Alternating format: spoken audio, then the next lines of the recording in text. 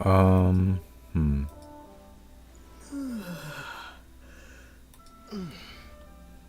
Let me edit some stuff.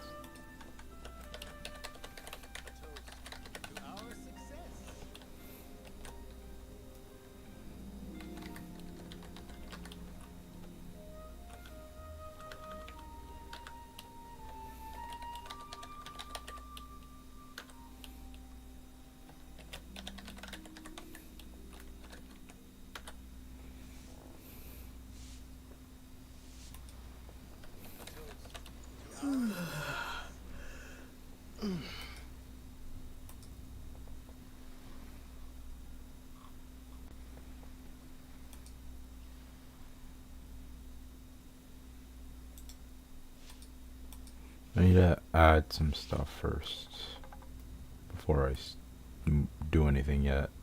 I'm sorry.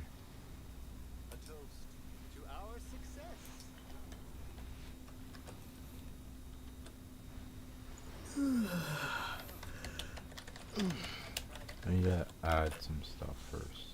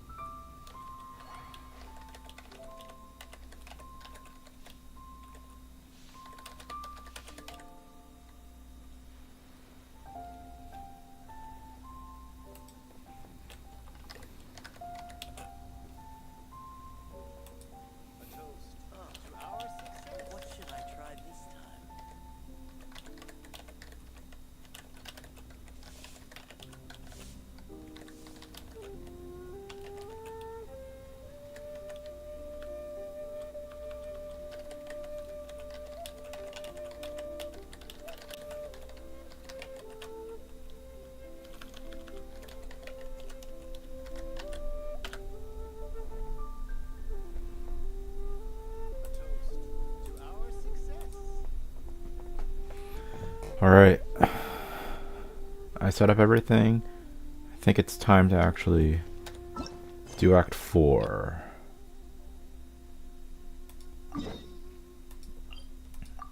So we gotta go back to Varka, tell him what we did.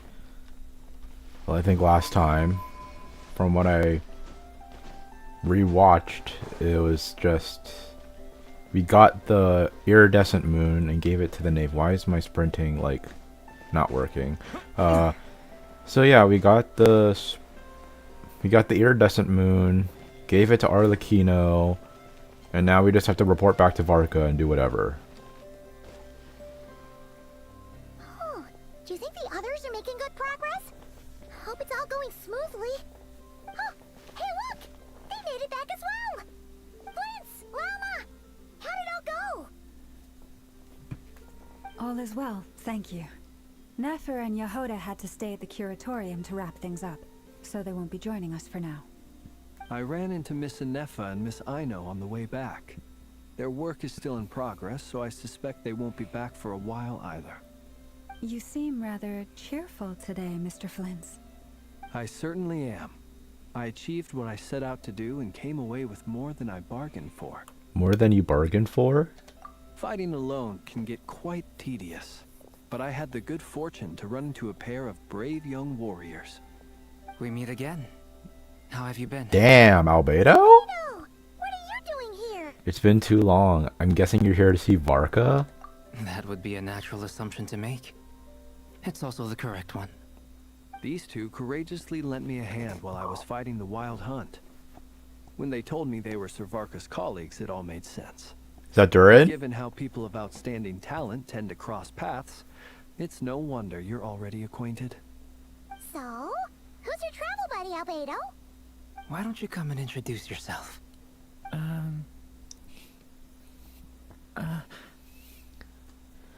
His outfit's awesome. A gentleman of few words, I see. and a rather stern countenance. I presumed you were acquainted with him.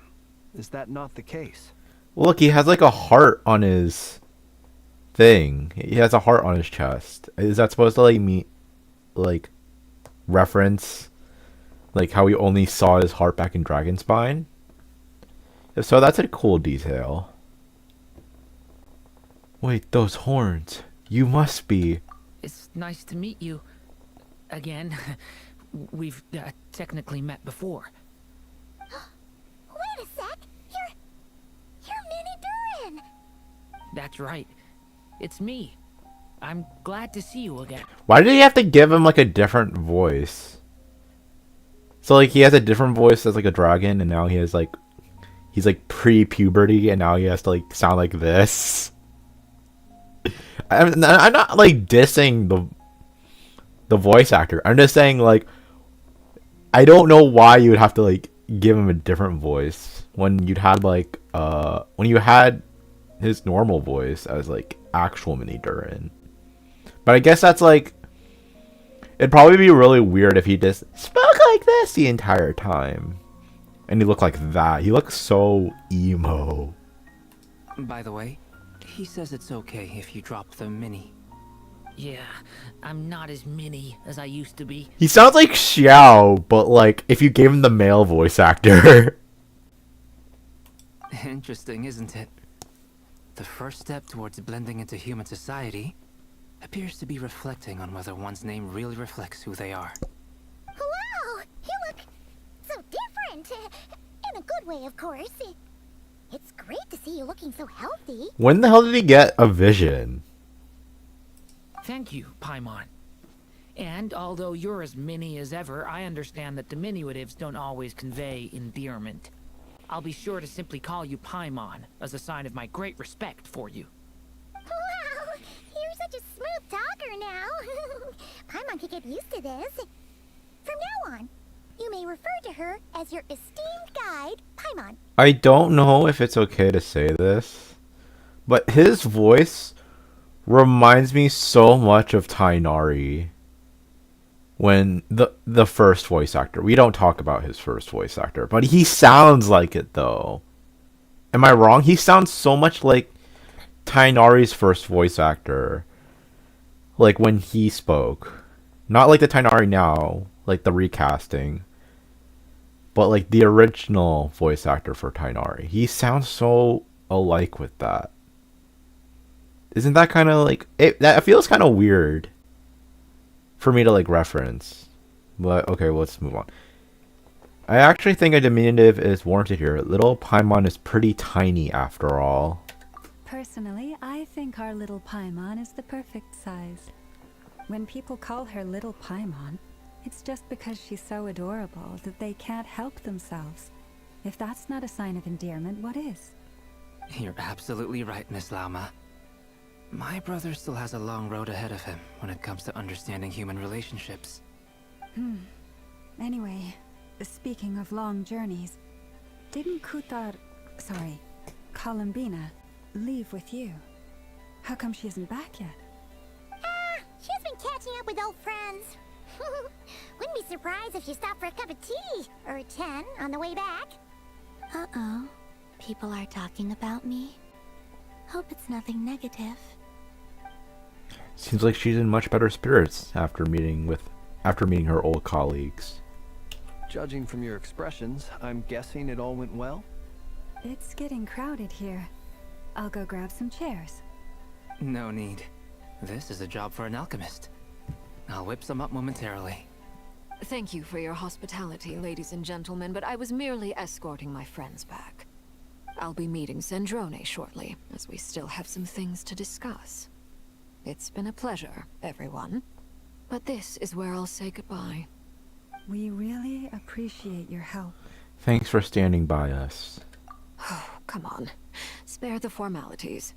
I'm just glad I could help out some true friends. We're a true friend.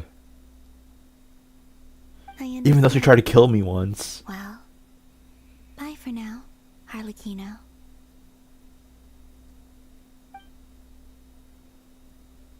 Oh, this place is hopping. It's probably a good thing one of us left.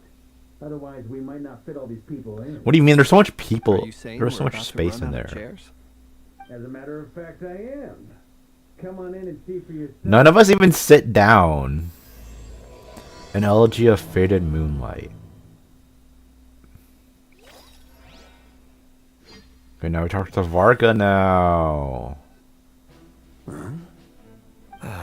Yo! It's Dainsliff, yo! And I looked at it beforehand because Overheard your little chit-chat outside, by the way. With Miss Columbina's colleague gone, we should be back to the original crew plus the other colleagues I brought in. okay, I already knew this. Like, I kind of forgot about this, but I also knew about beforehand that Dane was going to be here. But yo, he's voice back. He got his voice back. We got Yuri Lowenthal back. Also, why does every character need a fucking coattail? Like, why is there just always just split here? Like he's wearing a cape. Everyone else wears like this cape, but then like they have a split thing here. Why? I feel like every Genshin design has to be symmetrical, but they can't wear a cape. It has to be a coattail. Though, it looks like we have another new face. Someone else managed to rope in a colleague too? Sorry, he's probably here for us. Frankly, you and Paimon are the only people I know here. This is so weird because we literally like just met him like back in Natlan. This is like the soonest we've ever talked to him. An entire like patch length. This is the earliest we've gotten more Dainsliff content. This here is Dainsliff, colleague of Tibet's greatest guide, Paimon, and greatest adventurer, the Traveler. Well, not exactly colleagues, more sort of friends. When someone else jumps in to do the announcing, you know you're speaking to someone important. Let's hear what he has to say. Note to self. Once Paimon knows your name, the rest of the world will soon follow. Damn. When he comes looking for us, it's usually something important. Paimon's guessing you've heard about the Wild Hunt then. From the looks of it, you're about to hold a meeting. If I were to say that the Wild Hunt is our mutual enemy, would that earn me a seat at the table? As the saying goes, the enemy of my enemy is my friend. Mr. Dainsliff, there's a seat with your name on it.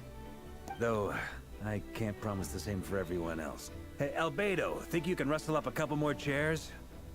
After all this time apart, Grandmaster Varka's first order is to rustle up a couple more chairs.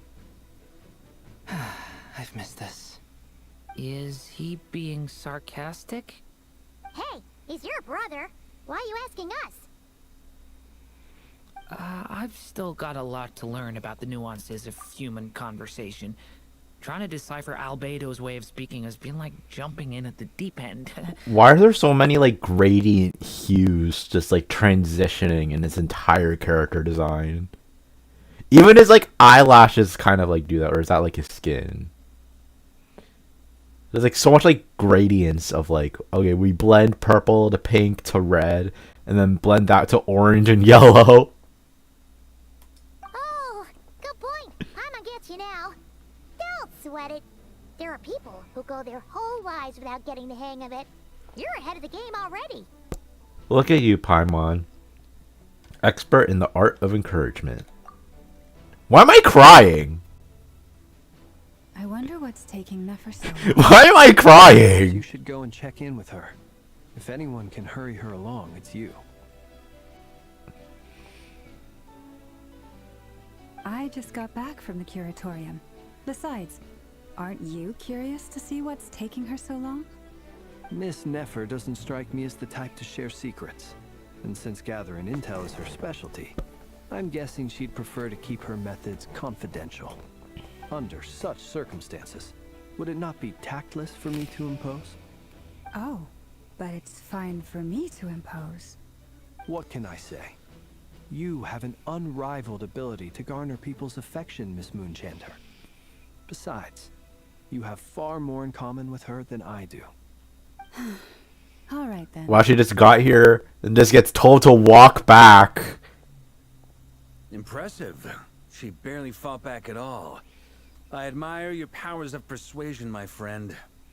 As I'm sure Miss Lauma will realize soon enough, the trick in life is to always pitch in with other people's responsibilities so that you can be selective with your own. Another trick is to simply hide in the background. That's my strategy. Spoken like a true sage. Anyway, looks like we've got some time to kill before the meeting. Let's take a little breather, folks. And feel free to chat amongst yourselves. We'll get down to business once the other two arrive.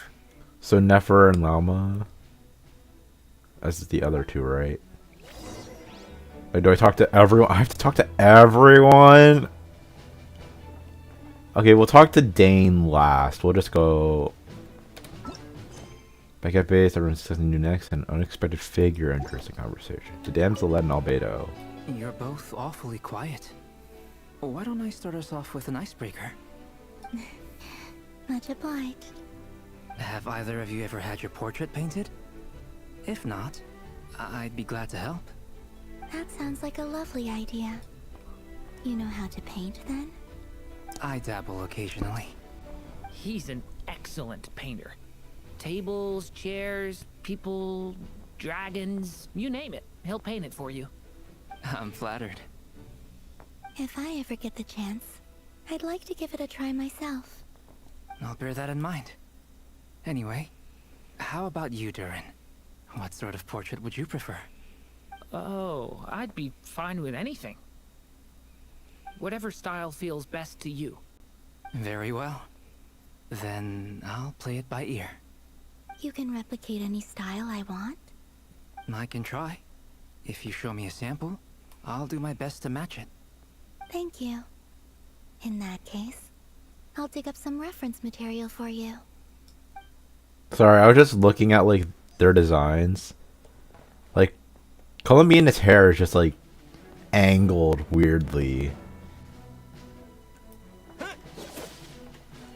Did they just say the same thing? You're both awfully quiet. Sorry, I didn't mean to. I'm flattered. If I ever get the... I'll bear that in mind. Oh, whatever style... Very well. You can replicate... I can try. Thank you. Okay. I'm glad Mondstadt gets a lot of rep now. Truth be told, I can't remember the last time I was in a meeting with so many people. You're not alone there, my friend.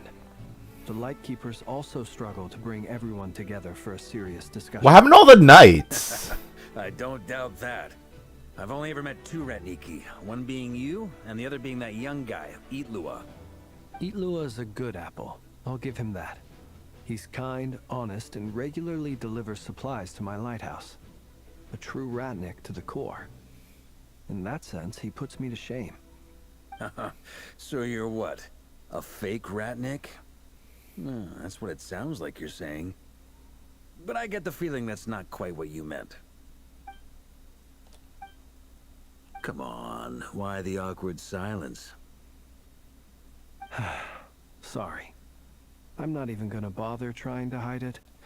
You've known all along, haven't you, my friend? What does that mean? Now that was an awkward silence. Let's just keep this between ourselves. Probably best if Itlua doesn't know, huh? Oh. That goes without saying. Gotta be careful what you share with youngsters, after all.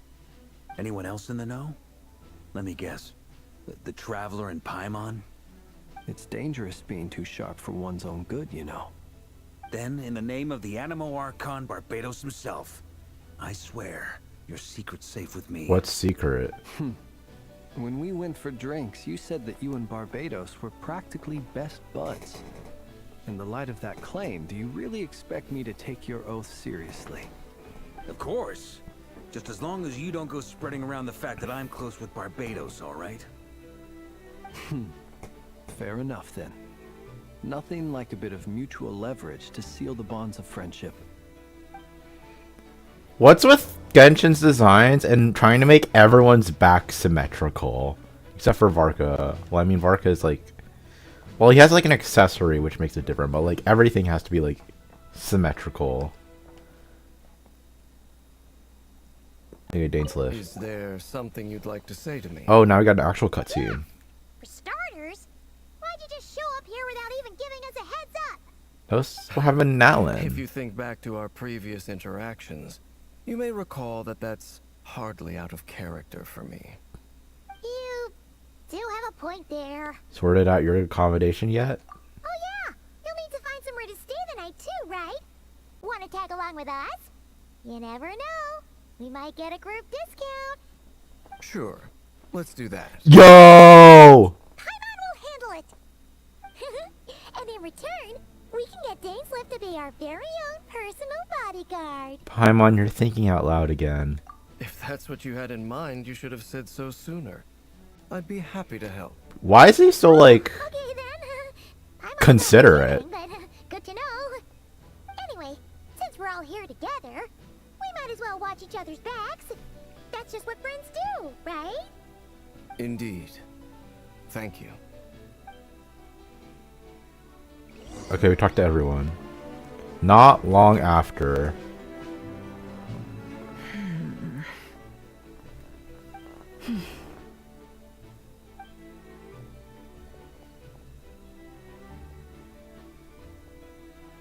Ah, Where's... Miss Oh, there's Nefer, Columbina. You made it after all. But what about Yehoda? I'm here to give you an update on how things are going on our end. Once this is over, I'll be heading straight back to continue my work. I left Yehoda back at the curatorium to watch over things while I'm gone. Huh. So much for just this once. Why did his mouth keep moving? Not so loud. We're on a roll here. What if she remembers and suddenly decides to back out? Remember what? Did you say something, Mr. Varka? Huh? I didn't say anything. Right, Flints? Must have been a frog. They get so noisy around here at nighttime. It's like they're putting on a concert in the background. Frog. Anyway, before we begin, there's a few introductions to make. Let me start by saying that it's an honor to be speaking before so many distinguished colleagues and collaborators. First up, we have Miss Lauma. As Moon Chanter, she's the leader of the Frost Moon Scions, a local religious community in Nodcry. Then there's Miss Nefer, boss of the Curatorium of Secrets, an intel gatherer extraordinaire. Nefer is leading the investigation into Rerer's background, assisted by Yehoda and Lauma. From the little I've heard, they're making some great progress. Over here, we have Mr. Flintz, a Ratnik and guardian of the abandoned lighthouse. In our last operation, he courageously distracted the Wild Hunt to buy time for the rest of us. For those of you who've never met, this is Mr. Albedo, a renowned alchemist and captain of the Knights of Favonius investigation team. By his side is a new face for us all, myself included. Mr. Durin, who has come to lend his aid. Yo. Next up, we have the Moon Maiden and former Fatui Harbinger, Miss Columbina. Then we have the Traveler, who's earned more titles than I could possibly hope to list out, so I'll spare you the rundown. And Paimon, the ultimate travel companion and quite possibly the best guide in all of Tevat. Wow, that's a lot of people. Great turnout. What about Dainsliff, bro? Nefer, it looks like you might have another job coming your way, so, congratulations on the booming business, I guess. You think I haven't got enough on my hands as it is? Who's looking for me now? That would be me, Miss Nefer. I have a commission for you. And you are? Who Twilight I am Sword. doesn't matter right now. What does matter is that I'd like you to gather more intelligence about the Recher of Solnari.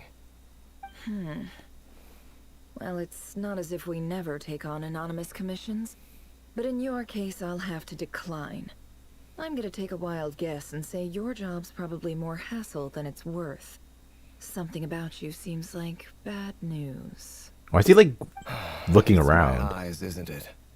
Khaenri'ah, I assume. And what's with the mask? Are you trying to hide your identity? In any case, the fact that you're even still alive raises an awful lot of questions for me. Does that mean you have to reveal his My identity? name is Dainsleif. And yes, I am from khaenri'ah. As I'm sure you're aware, the Raker of Solnari's real name is Rerir. He was once an acquaintance of mine. Damn. Really? Then you must have been quite an influential figure yourself. You flatter me, but none of that matters anymore. My point was simply to clarify why I have asked Miss Nefer to investigate Rerir's background. So you're both from khaenri'ah, and it sounds like you used to be friends? What am I missing here? Surely you already know how he became one of the Five Sinners. I'll tell you everything I know. The history of khaenri'ah, the names and identities of the Five Sinners. I remember it all like it was yesterday. Is it gonna be like a boss battle? I have never spoken openly of this before. But the truth was exactly as people say. The Five Sinners were each driven by their own desires, and it was by playing upon these that the Abyss tempted them to their fall, tearing khaenri'ah apart in the process. The visionary, Vedifenir, who wished to foretell the future. The wise, Haroptatir, who sought limitless knowledge. Gold, Rhindaughter, who desired to create life. The foul, Surtologi, who pursued supreme strength.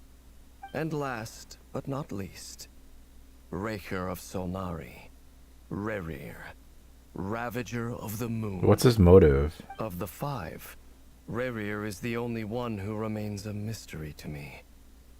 He never harbored grand ambitions. So what changed in the space of a single night? How did he come to fall like the others? In other words, you're saying that his change came as a shock to you, and you have no idea what actually happened? That's right. You mentioned how the Abyss tempted them, which led to their fall. But what did that look like in practice? And what other context can you give me about the events of that time? The more detail you can give me, the better. Strangely, now that it comes to it, I hardly know where to begin. The fateful night took place during the era of the Eclipse Dynasty. One day, my elder brother, the visionary, Vedifenir, was summoned to the palace by the Vinster King, only for the king to gouge out his eyes and cast him into the dungeons. When I came to hear of this, my fury knew no bounds. I gathered together every ally I thought I had, and together, we set a night to storm the palace and free Ved. Centuries on, the memories of that night still haunt me, like a never-ending nightmare. We broke through the palace gates, just like we had planned, each striking towards our separate targets. But then, I was betrayed. Even Vedifenir, the very person I had come to rescue, abandoned me and partook of the Abyss's power. So, it's personal after all. Then tell me, Mr. Dainsleif, what price are you willing to pay? You, of all people, must know that nothing comes for free. I cannot say what price would be worthy of such a commission. But know this. Rerir was not always a madman. Believe it or not, there was a time when he was just an ordinary man, working for the khaenri'ah Intelligence Service. Uncovering the truth of Rerir's past is the only way to unravel this mystery. But before you decide if you will accept my commission, I will tell you more about him. Enough, I hope, to help you plan your next move. Sounds pretty good to me. Feels like we just flagged down a random passerby, only to discover he's actually a master strategist who has a score to settle with our enemy. Must be all that good karma I've been building. Who knew having a Khaenri'ah friend would come in this handy? Can I borrow your halo? It could be useful in the lighthouse. Oh. Hey, enough with the wisecracks! Besides, isn't that lamp of yours bright enough already? Relax. It was meant to be a compliment. If that was a little over the top for your liking, I'll make sure to tone it down next time. I'll give your proposal some serious thought, Mr. Dainsleif. Let's speak in private once the meeting is over. Before that, there's a few things I'd like to share. He speaks? You recount meeting the Knave and how the iridescent moon's mineral was retrieved from the Crimson Moon space. You make it clear that the Knave chose to help you of her own accord. Then conclude by reporting how the hearts of the 3 moons are finally in your hands. Now that we've united the hearts of the 3 moons, your power should be greatly enhanced. But it seems like that hasn't happened yet. Isn't the whole point of the moons is just to prevent Riri from having him? So yeah, the 3 moons doesn't really enhance her power. It just, because she has her own power. The iridescent moon has its own power, and the other moon has its own power. So even if you combine all 3, it doesn't advance her strength. I believe it will take a little longer. Oh. You've done so much for me, so I want to be completely honest with you all. Even though I'm doing a lot better now, the truth is, my recovery will likely be an ongoing process. From the moment I was born, my power has been slowly ebbing away. And that is because Tevat has never accepted me. Even with the moons united as one, it seems my rejection cannot be undone. Ah, she rhymed. So far, I have yet to find a solution. It may turn out to be a problem that will plague me until the day I finally leave this place behind. Even so, I will do everything in my power to help you drive out the Khaenri'ah of Solnari. As Arlecchino put it, this is not about chasing the spoils of victory. It's just a gesture of heartfelt gratitude. Kutar. She seems a lot more energetic and positive than she did when we first met. Defeating the Khaenri'ah of Solnari will be no easy task. While my strength slowly recovers, we'll also need to gather more intel. Everyone's like, ugh. Naturally. We should take all the help we can get if we hope to defeat him. We've considered several viable plans now, but our choice hinges on the answers to a few key questions. Is it even possible to kill Khaenri'ah? What experiences shaped the person or monster he became? And what's he really after? Given Albedo's expertise in alchemy, I think we should leave him to try and answer the first of these questions. Understood. Wait, what was the first question? Oh, is it possible to kill him? Okay. What did he experience and what is he after? As for the other 2, I'm afraid we'll have to count on you again, Miss Nefer. Believe me when I say it's not my wish to burden you. But right now, relying on your skills is our only option. So you're placing all your hopes on me, huh? We can't thank you enough for agreeing to help us. Honestly, I can hardly believe how lucky we are. You sure have a talent for changing your tune, Miss Moonchanter. Timid like Yehoda one moment, then flinches insincere flattery the next. Ladies, please. I must object to your portrayal of me. That's all. Feel free to keep bickering. Just pretend I'm not here. He's like, that's hot. I almost don't want to leave this room. I'm curious to see how this plays out. I have faith in you, Miss Nefer. Something tells me you'll stand by us until the very end. Oh? And what makes you so sure of that? What if I suddenly decide that my compensation is insufficient? This isn't about the money. I can sense that you've got a deep-seated distaste for Khaenri'ah. And knowing you, that alone is motive enough. Look at them getting along so well. Like 2 peas in a pod. And I'm the one they accuse of insincere flattery. There is no justice. Whoa. Miss Lauma, you have to understand something. Unlike you, I don't actually enjoy having everyone's hopes on my shoulders. Is that right? Well, Maybe the fact that I'm willing to put my hopes in other people says more about me than you. But the fact is, I also trust you. And that's because I know that you're someone we can count on. Anyway, we've got our plan, so let's get moving. Mr. Dainsleif, let's talk. And Traveler, once we're finished, if you've nothing else planned, I'd like you to come with me. Oh, okay. This whole experience So that's what I is teaching do. me a lot. For instance, I now know that when other issues come up in the future, I'll have far more luck getting Lauma to convince Miss Nefer than trying to do it myself.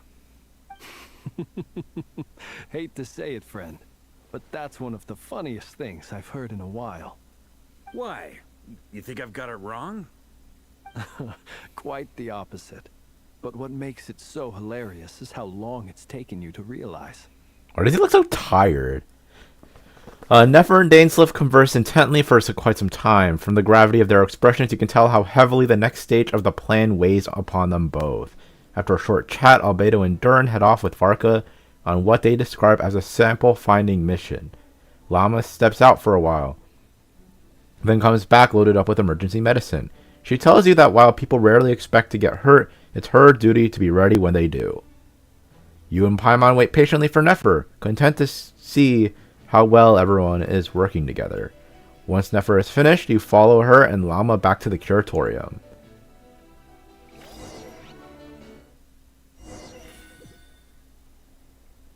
Oh hey. Oh hey, what's this? Oh, the message board. What's that? Employee of the Curtain Secret. Oh, Kirara's here. Shout out to Miss Yehoda for helping with a shortcut. If it hadn't been for her, I would have been late for my 2 deliveries. She moves up in those mountains faster than me. Incredible. Why is this a thing?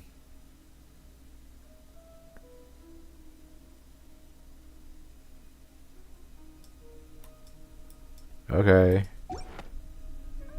Okay, check the message board. Talk to Nefer. Where the fuck are we going? Oh, is that? Oh, that's a room I can go in? Oh, I forgot.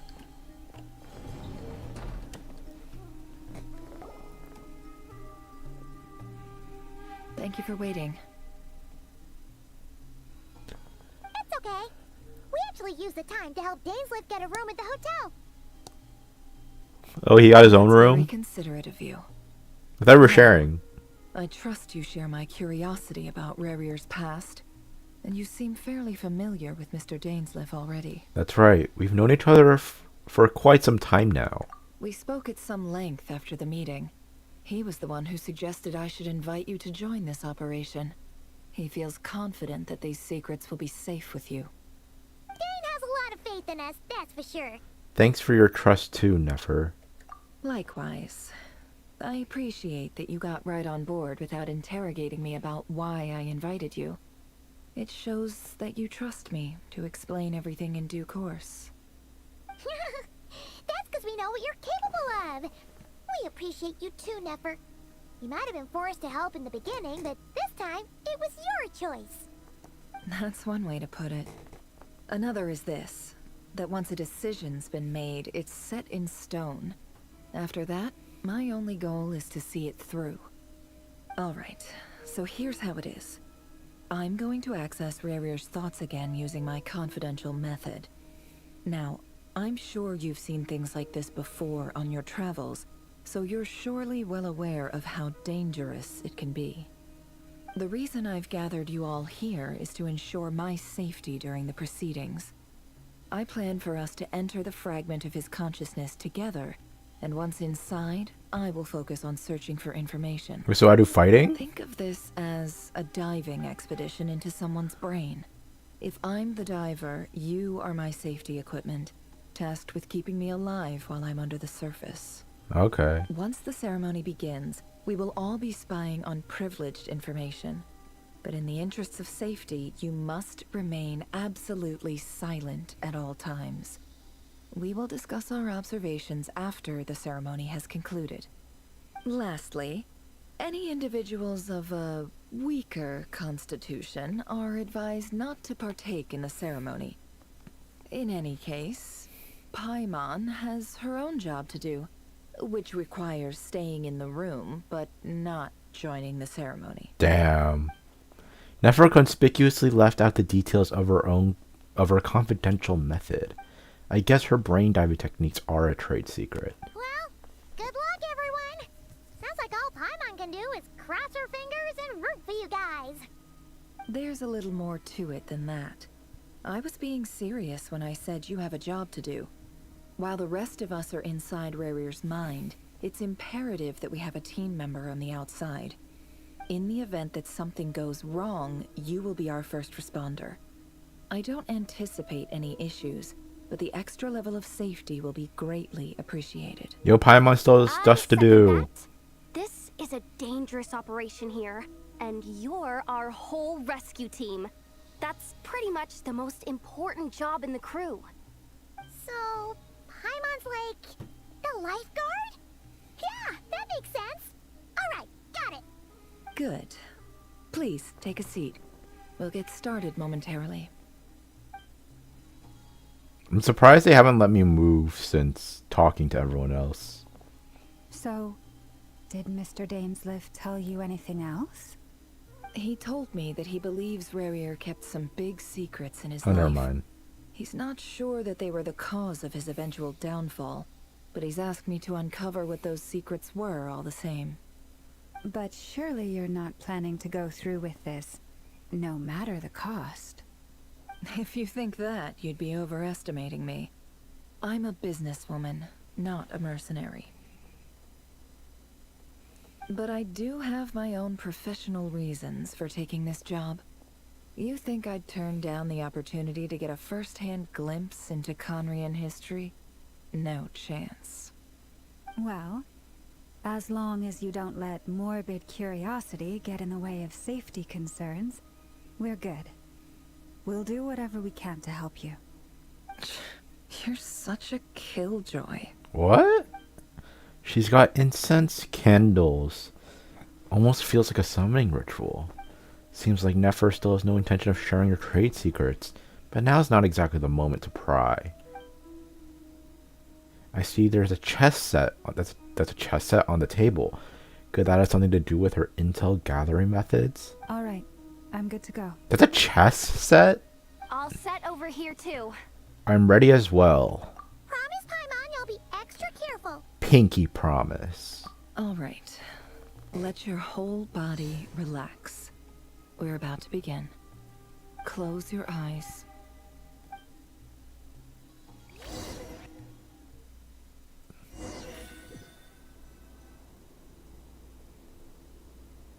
Phew. Could this be his office? Pretty standard setup. Bookshelves, paperwork, files. According to Dainsliff, Rarir used to be an intelligence operative. Chances are there's plenty of top-secret intel stashed away in this room. Is this where you keep your secrets, Rarir? Can't say I'm not looking forward to this. Now we're back to Nefer.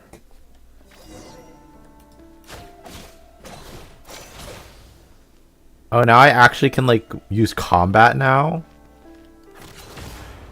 Can't hide the truth. Investigate documents. A file tucked inside a folder. The title reads, Dear Breakfast Shop Owner. It's a list of names. But at this stage, I have no idea who any of them even are. I'm gonna investigate everything. Examine device. Wonder what kind of encryption technique this is. Seems like it has to be inserted into that camouflage device nearby. Aha! It's an audio recording. Please, hear me out. I can't shake this feeling that someone's been spying on our house. No, I'm not being paranoid. It's true. I saw someone dressed in all black. It was a couple of days back, but that was on another street, not near my house.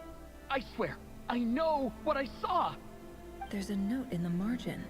Surveillance of the Runforther residence has concluded.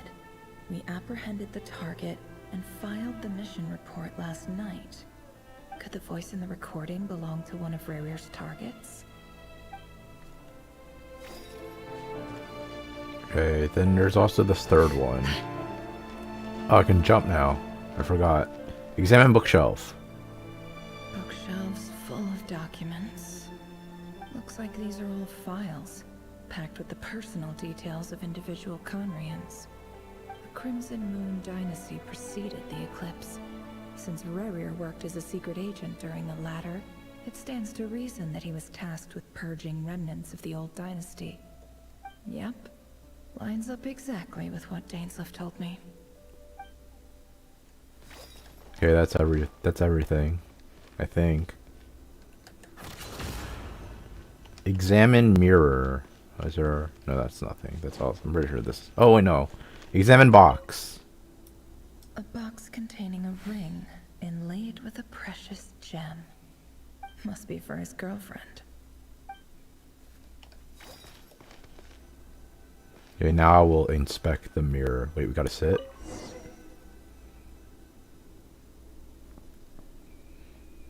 Today's files are in. Time to wade through them, just like usual. Oh, I can... Oh, this is weird. Okay. Male, 51. Occupation, cook. Confirmed Crimson Moon descendant. Has maintained frequent contact with other descendants over the past year. Poses a threat to the dynasty. Neutralized. Killed him. Oh, wait, can I... Oh, do I have to press, like, Alt? And how do I... Oh, do I just click? This one should be archived under purged targets. We gave him the Danganronpa X. Oh, I have to look? Female, 23. Occupation, office clerk. Confirmed Crimson Moon descendant. Has maintained frequent contact with other descendants over the past year. Poses a threat to the dynasty. Gotta kill her. Neutralized. Okay, gotta Danganronpa her now. Another one for purged targets. Sounds like she was that other man's daughter. Never mind. What's it got to do with me? Wait, they had names? Okay, pick up the other guy. Male, 40. Occupation, teacher. Confirmed Crimson Moon descendant. Has been observed making contact with other descendants during the past year. Poses a threat to the dynasty. Neutralized on... Purge target. Just another nobody for the archive. Come to think of it, I remember surveilling this man. A case like his never would have been considered a priority in the past. Huh. He barely even interacted with other Crimson Moon descendants.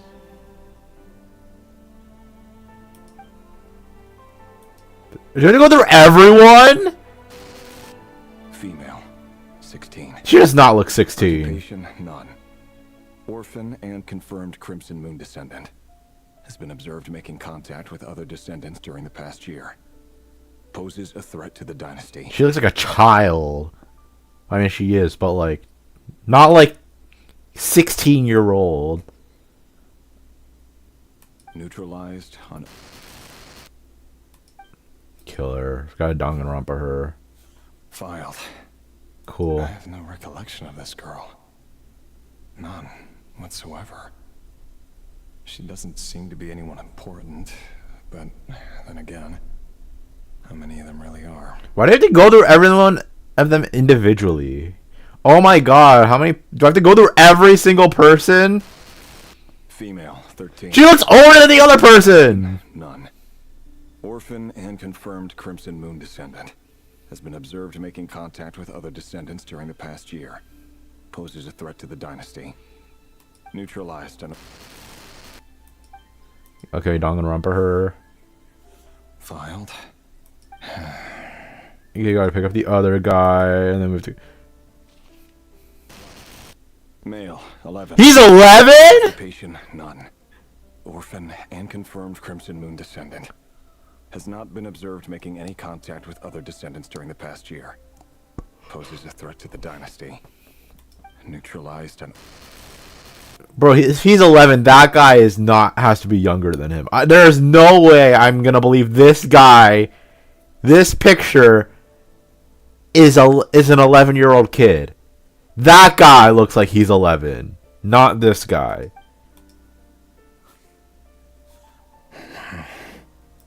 Pick up the other piece of paper.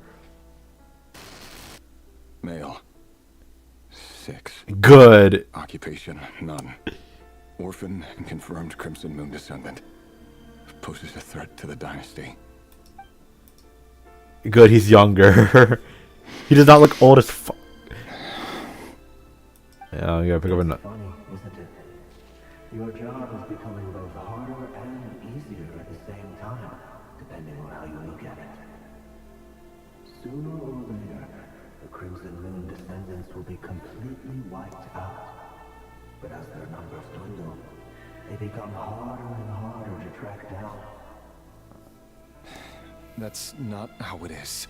Fortunately, however, most of the able-bodied adults have already been taken care of. The remaining weaklings will be increasingly easy to deal with.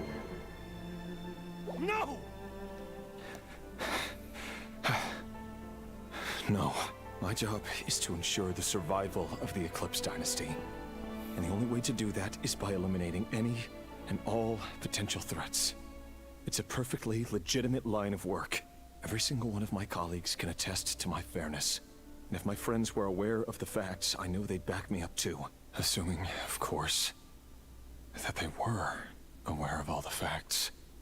Oh, well, that's supposed to just keep crossing them all out? Examine mirror. He looks even gloomier than last time. I wonder what's changed. Auto. Oh.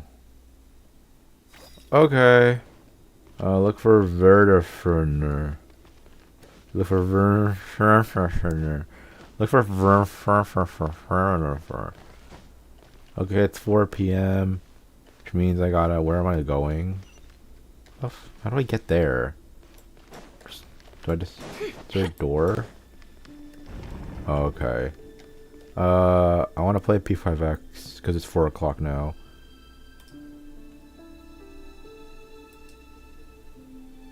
Can I put in my bag?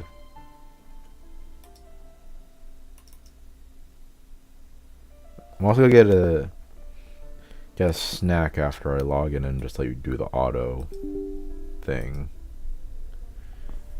Welcome to 30 minutes of Edison plays P5X because he has to go through all his dailies. Because they always reset at like 4 p.m. Well, I mean, it's daylight savings time, so it's probably 3 p.m. now.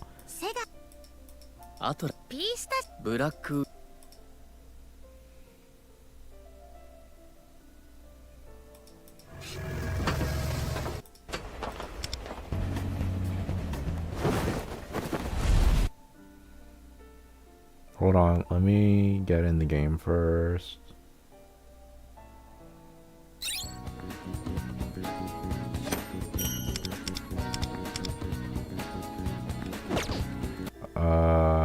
OBS, open P5X, close Genshin Impact. I like how the audio is still there.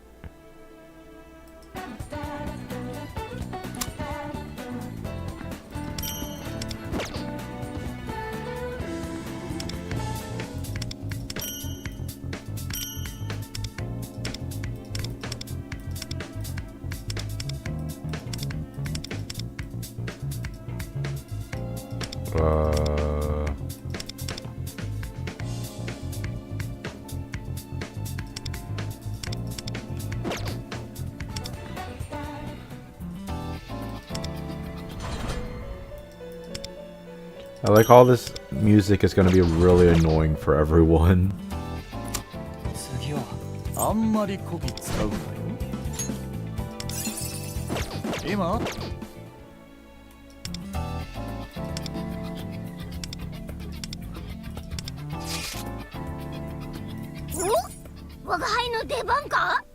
just gonna let the game play for a while.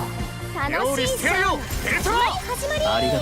And I'm gonna go get a snack. ここでペルソナだ。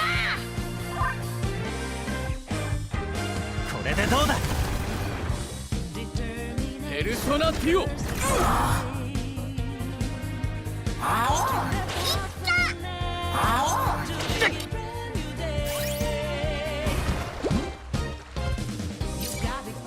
始めるよ。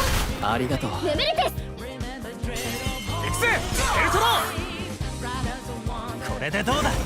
一気に攻めましょう。言葉の力を示す時だ。ゴルギラ。ペルソナ。受けてみろ。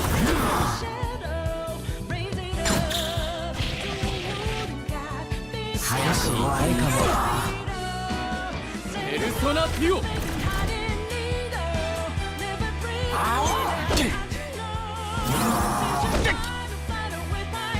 料理してやるよペルトラ。見事な判断だぞ。ここでペルソナだ。いただいていく。これでどうだ。準備万端ですね。マンドラ。俺らのもてなしくらいな。始めるよ。助かる。レベルテス。ペルソナティオ。少し痛いかも。行くぜペルソナ。とどめだペルソナ。ありがとう。いただいていく。ペルソナティオ。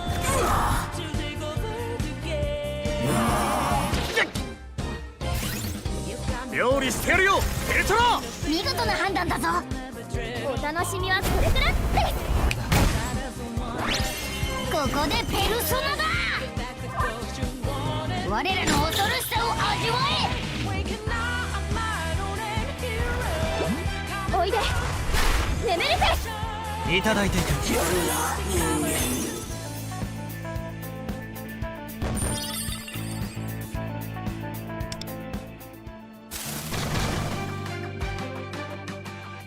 楽しいしてやるよペルトラ。見事な判断だぞ。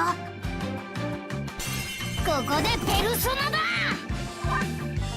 受けてみろ。いただいていく。準備万端ですね。言葉の力を示す時だ。ペルソナティオ。甘い甘い。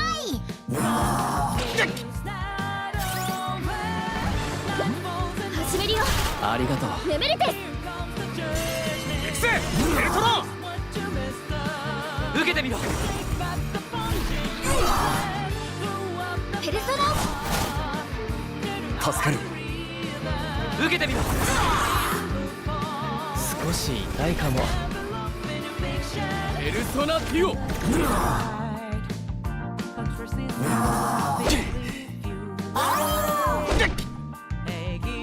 料理してやるよペルトラ。見事な判断だぞ。一気に決めましょう。俺らのもてなしくらいだ。ありがとう。受けてみろ。これでどうだ。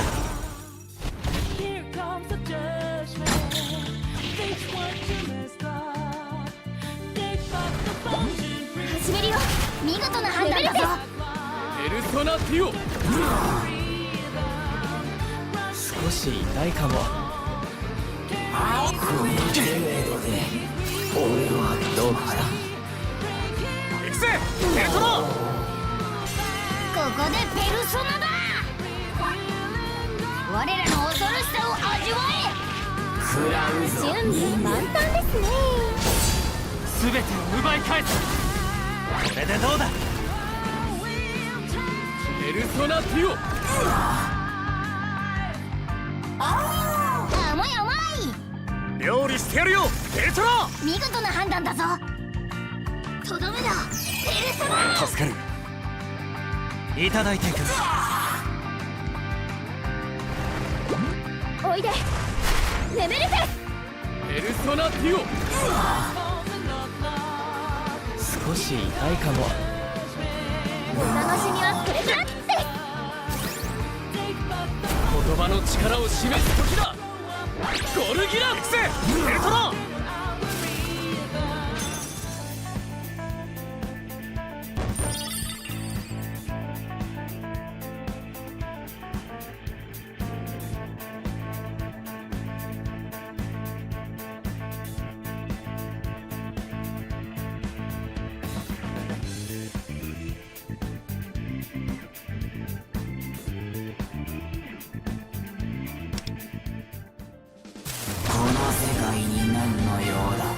楽しいショーの始まり。ありがとう。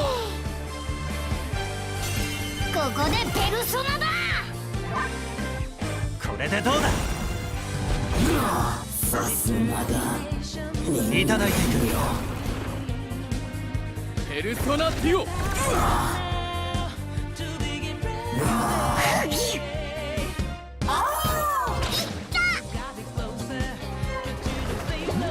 私にお任せ。エクセエルトロ。お楽しみはこれからがお前らを支えていく。いただいていく。食らうぞ。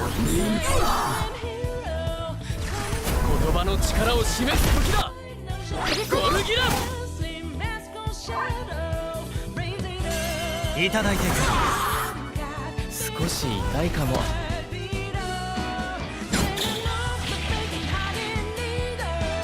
ペルソナティオ。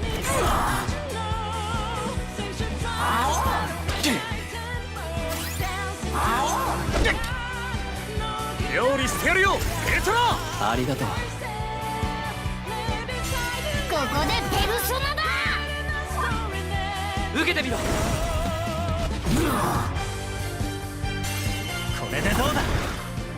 準備万端ですね。ファンドラ。俺らのもてなしクライナ少し痛いかも。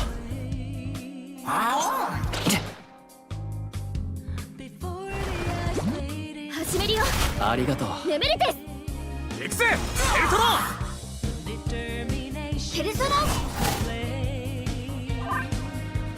いただいていく。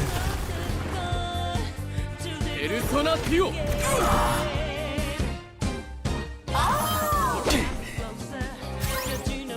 料理してやるよエルトロ。ありがとう。一気に攻めましょう。とどめだペルソナ。助かる。いただいていく。も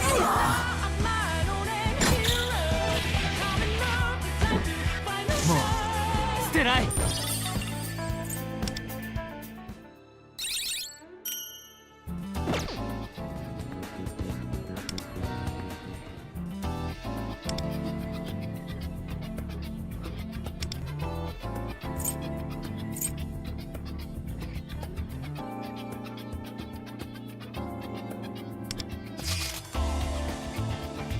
いいセンスだね、坊主。こ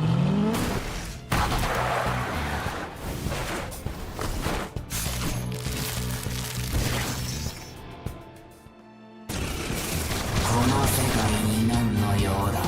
楽しいショーのペルソナ。始まり始まり。奪い。もう一度。でどうすんの。止める。ペルソナ。料理してやるよエルトロ。ありがとう。クライナペルソナデュオ。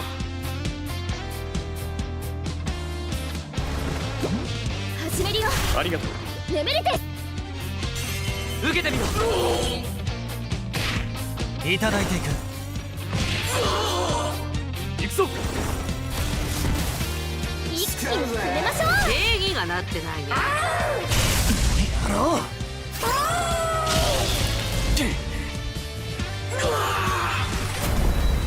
ショータイムだ。アルセーヌ。決めるぞペルソナ。もう一度決めるぞペルソナ。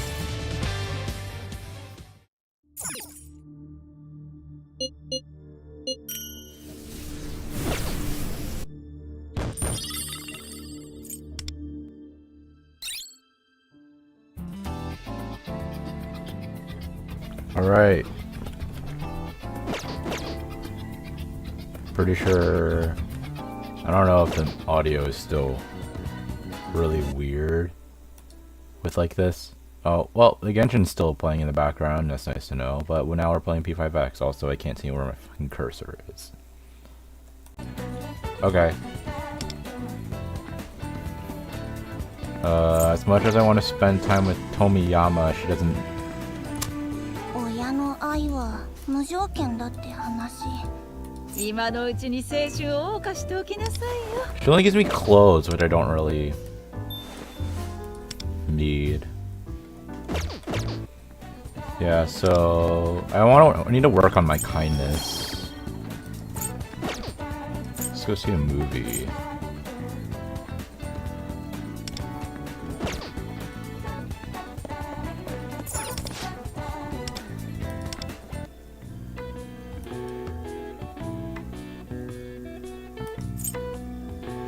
Oh, 15. They give you 15 for watching it for a first screening? But I need kindness. Okay, Shin Gorilla it is. 欲望のまま暴れるゴリラを街ごと爆弾で吹き飛ばす。何心配するな。せっかく人と政府を破壊するんだ。その後は私がまともに機能できるよう復興指揮を担おう。それのどこが完璧で最善な作戦よ。うぬぼれないで。ゴリラより怖いのは私たち人間の方だわ。 Astounding, the gorilla stopped rampaging to rescue that woman. The way it climbed up the sky tree with her one hand was simply remarkable. I guess the inside of that gigantic gorilla was there was a gentle heart. Orange paint. What am I gonna use that for? It's over. Let's be on our way. Film aficionado. I gotta clean the house.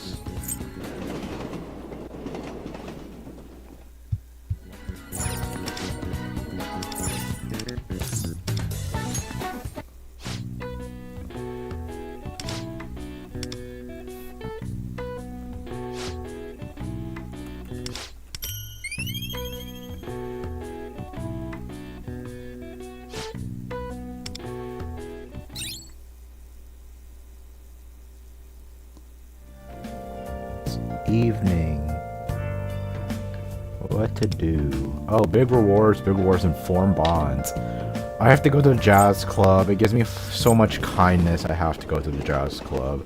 As much as I want to make money for the beef bowl shop, I have to go to the jazz club. I need a lot of kindness, bro. Go to the jazz club. I've been neglecting kindness so much, and it's actually biting me in the ass. So for a long time, but it's quite peculiar. The colors commingle yet beautifully harmonious within the glass. Ooh, whatever it could taste like. Go on, give it a try. There was nothing. Oh, it's sweet, sour, and complex, but each note works together in perfect harmony. You seem stunned. These new flavors have certainly brought a change in you. Such unusual taste, but I can't help but smile. Woo! Kindness.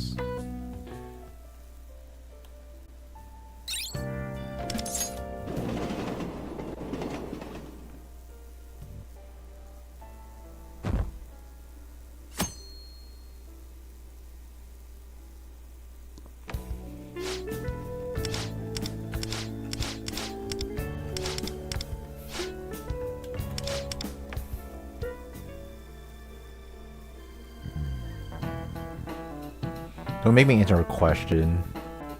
Alright, sick. I solved the practice questions by myself. Let's go. I'm smeared.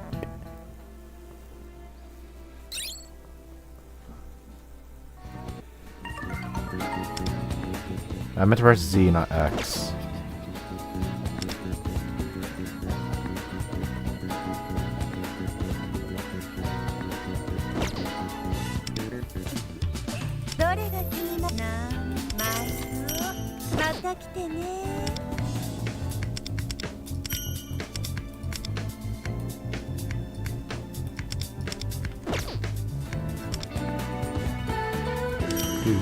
I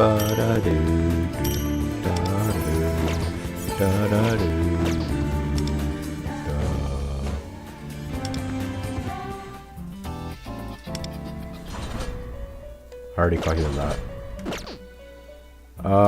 Yeah.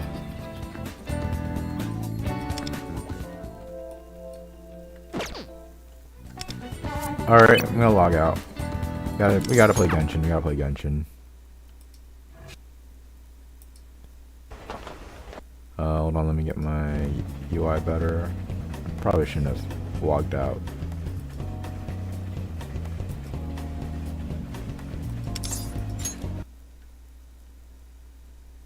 Alright. Why does Ashru sit up on the counter? To welcome our clients, of course.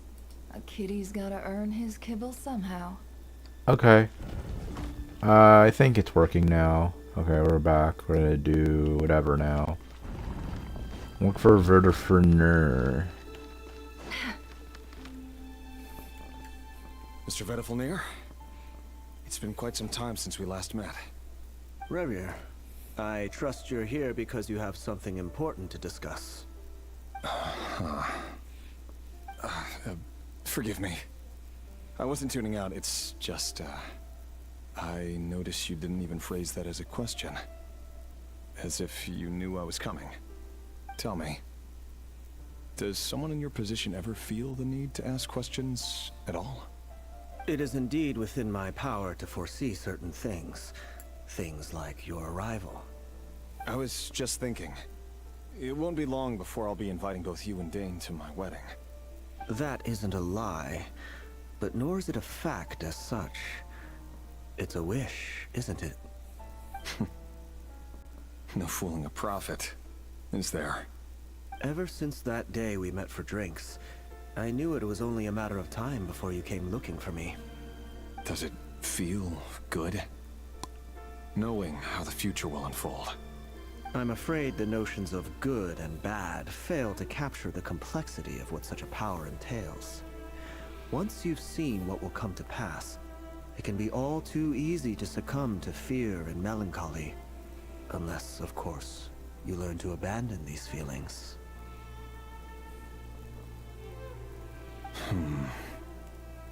You fear my silence, and long to hear the words I left unspoken that day. That's right. You must have noticed my reluctance to broach the subject. And the reason is simple. Because the truth could never have lived up to your hopes. For both our sakes, such words are better left unsaid. The burden of prophecy was never meant for your shoulders. So who exactly do you deem worthy to hear your prophecies?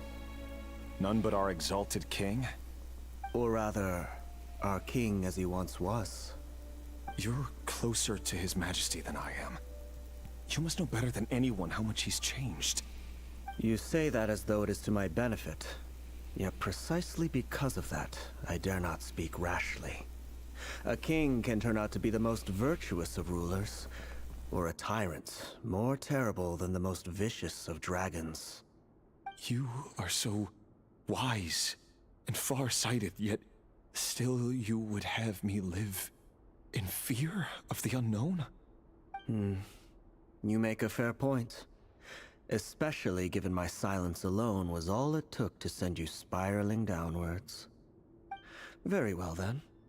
Let me offer you some advice. And I say this not as a prophet or a visionary, but simply as the brother of your friend. For many reasons, there is very little chance of your marriage ending in happiness. If happiness is what you seek, you should find another fiancé.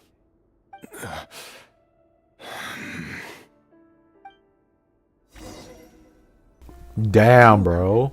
There's that same black fog again. Could this memory belong to Thelindis? Guess I better tread carefully.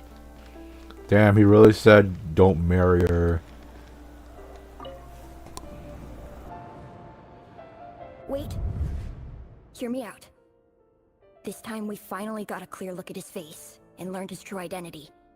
His name is Rerir, and he claims to be one of the king's guards. What did you say? A cruel irony, isn't it? The man you're set to marry leads a double life as a brutal executioner. Why are you telling me all of this now? Simple. It's because I want you to kill him. You are the only person he would never suspect. No, absolutely Damn. not. I would never dream of doing such a despicable thing. So you'll just stand by and watch him slaughter us to the last? Do not forget that the blood of the Crimson Moon flows in your veins too. Oh, plot twist. Blood of the Crimson Moon? What does that matter now? The dynasty has long been dead and gone. You think that alone is reason enough for me to throw away everything I have? Why wouldn't it be? You two were once a child of the Crimson Moon, just like me. Don't tell me you've never felt so much as a flicker of fury for the way we were trampled into the dust. As long as you promise to abandon this pipe dream of restoring your dynasty, I can try to persuade him. Or have him persuade the Vinster King. Oh, does she get killed? Persuade the Vinster King? Do you even know why he's so obsessed with hunting us down? Why he keeps trying to force us to hand over our secrets over and over again? Or why we refuse to give up on restoring the dynasty? The Vinster King. A blind fool. His eyes clouded by powers from beyond this world. A petty little man with a miser's heart. And he dares to sit upon the throne? Mark my words. Sooner or later, khaenri'ah will fall. And it will be his doing. If you can't bring yourself to do it, so be it. Just you watch. It won't be long before calamity descends upon us all. The Rehir of Solnari. That really is quite a secret you've been keeping from me, Rerir. But who am I to talk? Am I really any better? I've kept my own past a secret this whole time too. Is he gonna kill his own Love should wife? Be built on honesty. But ours was born from lies. And yet, is it really so wrong to hide things that would only make life harder? If we don't cover up the parts that no one else should see, how can we go on pretending to be normal? Vedifulnir must have known all this. And that's why he made his prophecy. In the end, nothing stays hidden forever.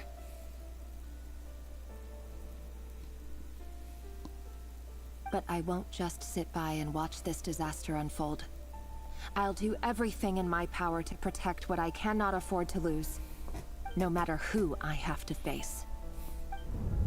Ooh. Yeah, that's the weird thing. Why do we see her memories? Where am I going? Oh. Wasn't I just... Huh? Was that Rerir who just walked past the window? Doesn't it give you the chills that he still takes the same road to work every day? As if nothing ever happened. Those people at the deli. Enough already. They're clearly pretty taken by their own disguises. Just smile and play along. Pull the rug from under beasts like that, and you'll risk having your throat torn out. Deli? Oh. They're talking about those people from the opposition. Right. I'd almost forgotten they used to run a deli.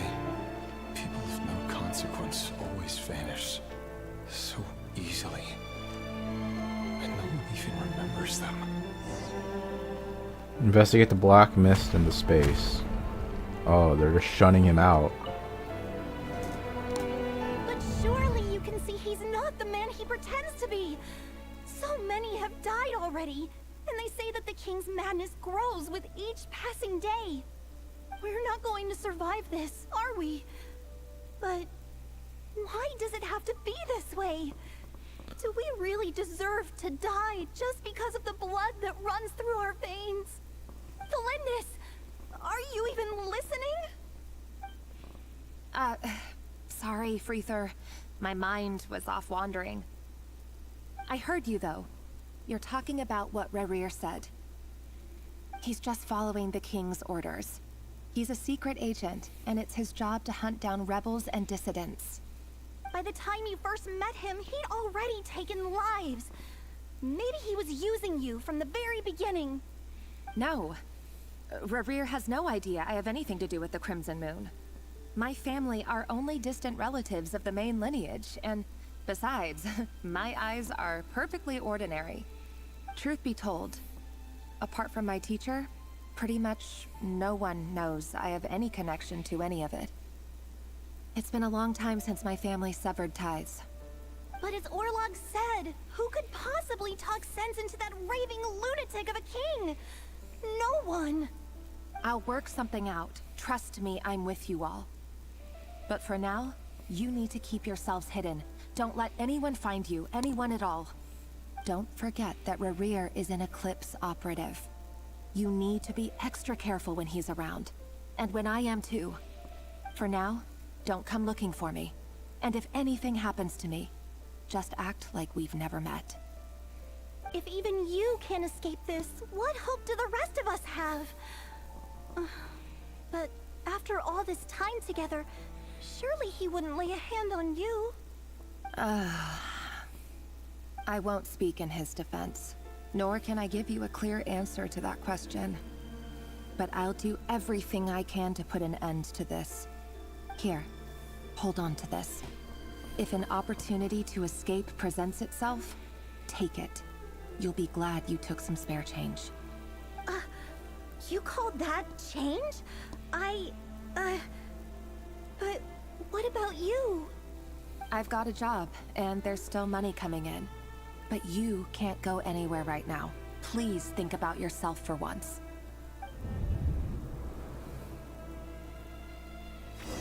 Oh, is this where we're gonna get... They have to get exposed somehow. Go to the training room.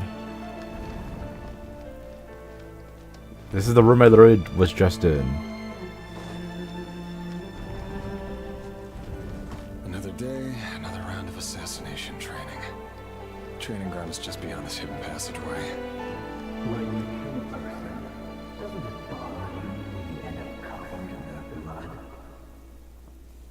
Why would it? Aren't we all just walking blood bags? But not everyone is accustomed to hunting down others like prey. You've been a hunter for so long now, you seem to have forgotten that most people don't just go around killing one another. Leave me alone. I mean, it's his job. What other choice does he have? Gotta put money in the bank somehow. Gotta put food on the table somehow. Oh, begin training. Oh, is this like a... Oh, this is why I have combat skills. Okay. We'll begin training. Make sure you have a firm grip on the handle.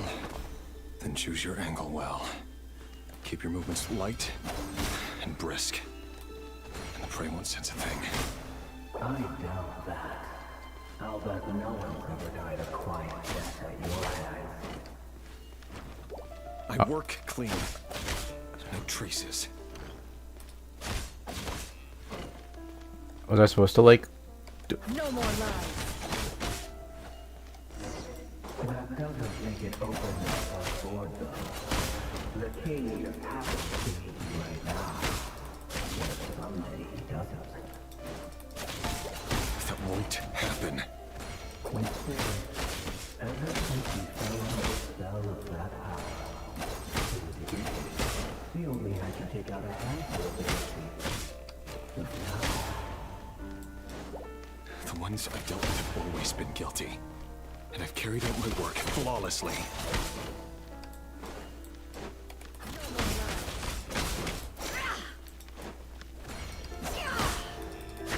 Damn, I keep messing up. It all adds up. Or more? Oh.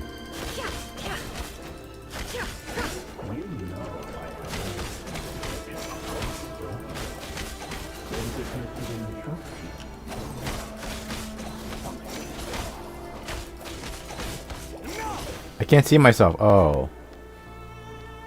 Oh.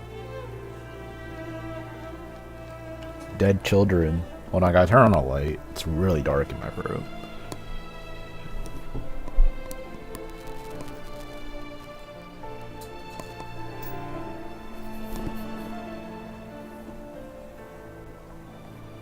Alright. We'll go to the left one. Delindis, do you still remember Orlog? Orlog.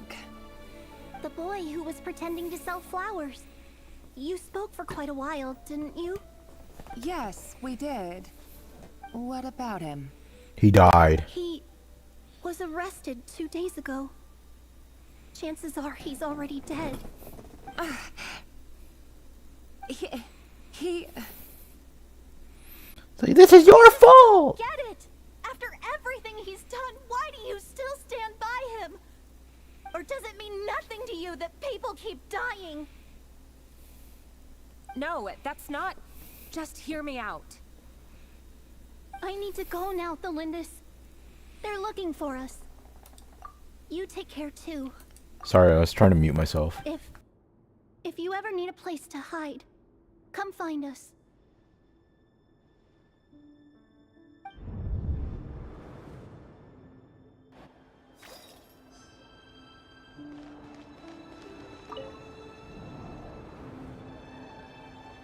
Author Thelindis.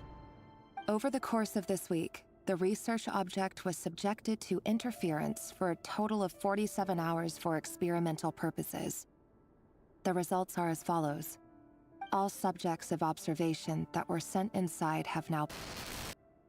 The situation within is proving more problematic than anticipated. No progress whatsoever. What now? Won't you give me even a glimmer of hope? Things are getting worse by the day. I have to find a way or we'll all be in danger.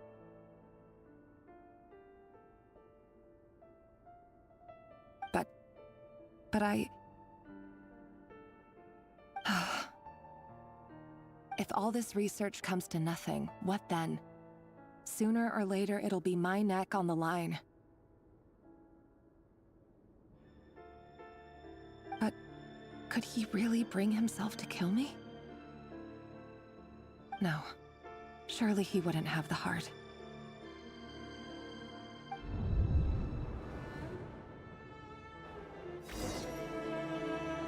Damn.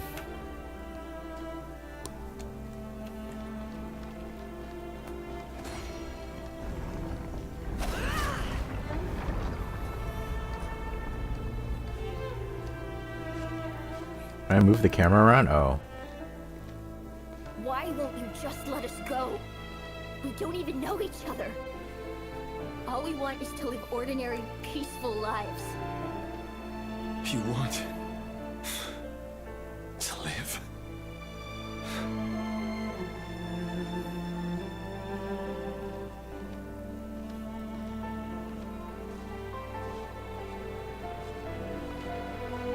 Want to live? Yes. I just want to go on living. Is that really such an unforgivable crime?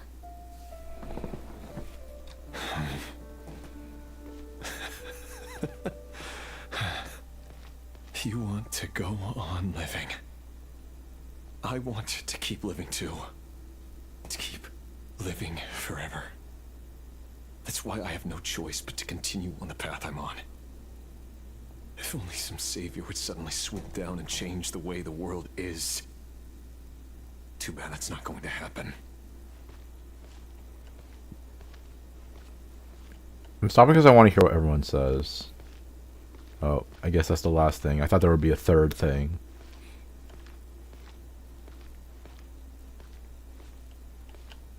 Hold on, I gotta check something real quick.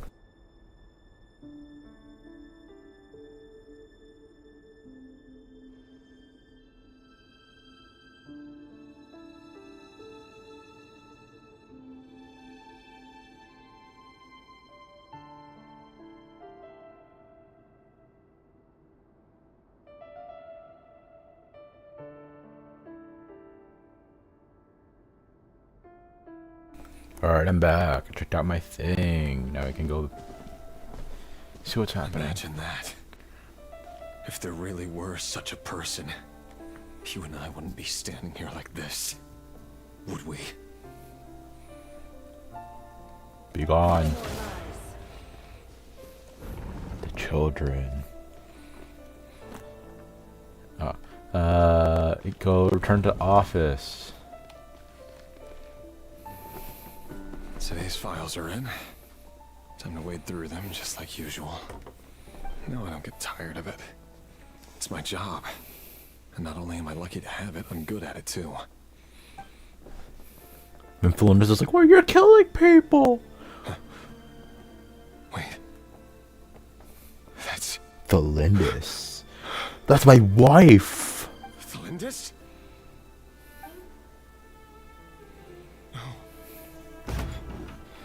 No.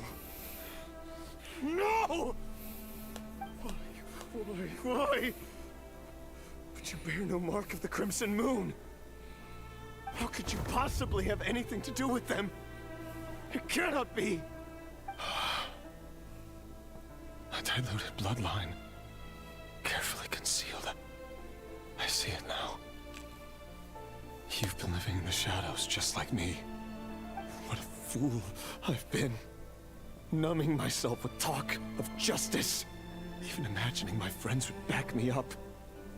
But in the end, And Irminsul. Finster King!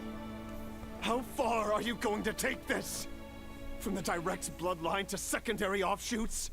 And then what? Today it's the descendants of the Crimson Moon. Who will it be tomorrow? Will you not rest until everyone down here is dead? No. This cannot go on. This is where it ends.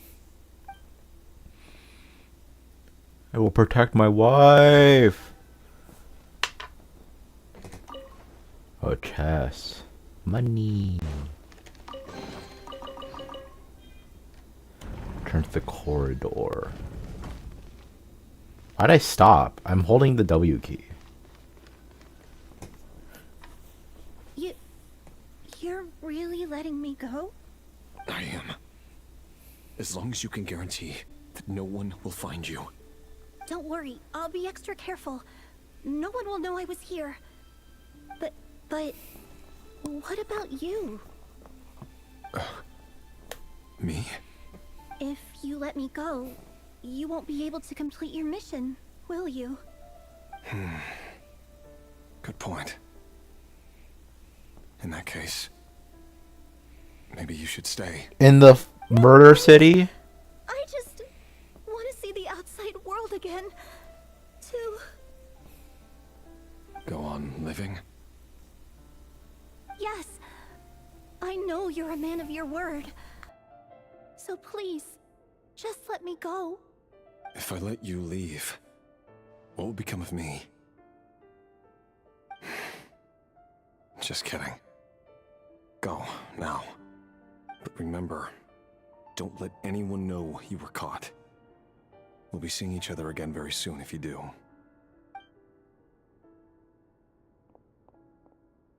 Even shadows in the dark must live by a code. But you can't save everyone. You've been whispering in my ear for days now, Vedifilnir. What are you trying to do? Break me down? Oh, that voice is Vertifinir? Say this because you long for an answer to your problems. Let her go, Rainier, or you risk losing everything. I will not abandon Thelindis. Then you'll need a little more vigilance and a lot more power. The world is changing, Rainier. Keep your eyes peeled for your moment of opportunity. That voice used to be so unclear. But now I know exactly whose it is. It's Vedifilnir. He won't tell me how to actually resolve any of this, but he keeps trying to manipulate me like a puppet. What's his game here? Tell me then. What will this moment of opportunity look like? And no answer. He's like a ghost. Always disturbing me when I'm on edge, but never answering when I need him most. So, the Eclipse Dynasty was purging, well, massacring the descendants of the Crimson Moon. And it seems like it was all connected to the Vinster King's research. The King's obsession with abyssal power left the future of khaenri'ah hanging in the balance. No wonder every aspect of Rarir's life was so unstable.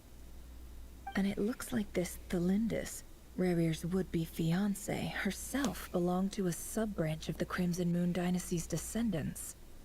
It almost defies belief that a couple like them could hide the truth from each other for so long. If the Vinster King hadn't intervened in such a drastic way, they might have gone on deceiving each other for the rest of their lives. And why does Vedderfanir, Daneslif's older brother, keep talking in Rarir's head? This guy kept more secrets than I ever imagined. The human mind is like a vast desert of shifting sands. When you follow the flow of someone's memories, you only ever see the parts they're willing to let surface. Time for something a bit more creative. We've been inside Rarir's mind this whole time, building up a picture of his psyche. There's already enough clues on the board to start reading between the lines and mapping out the rest. Now, we can finally begin to put the pieces together. Sure, it'll only be a reconstruction, part simulation, part reasoning, but it's usually pretty accurate. Once we've built up a cognitive profile, we just need to cross-check the logic behind his actions. And then we'll be able to take a sneak peek at whatever it is that Rarir has really been hiding.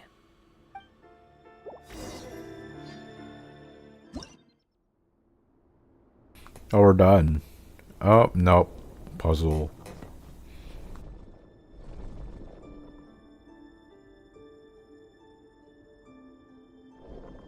Rarir, are you there? Was this a memory or it's just like an... What is this? Oh my god, another gameplay thing. They're gonna test this out for an event and it's gonna be just like this. Moving pieces consume action points. When all your action points are used up, you'll be returned to the previous save point. When a piece moves to a square with this marking, you'll gain the corresponding number of action points. This square will also become the latest save point.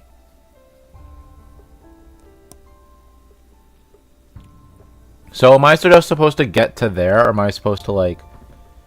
Okay, like, so is it just a move there?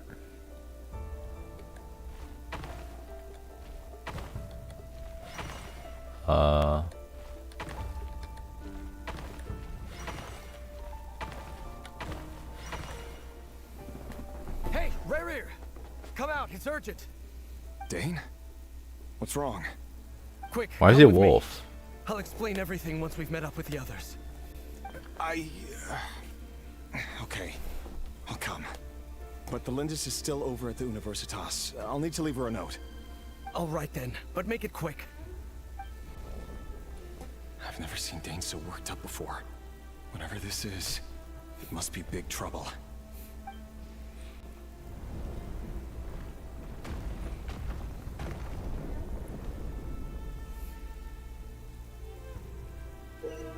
Make use of the movement squares to move pieces in the marked directions. Moving this way does not consume action points. Okay. I can't. Okay. Okay.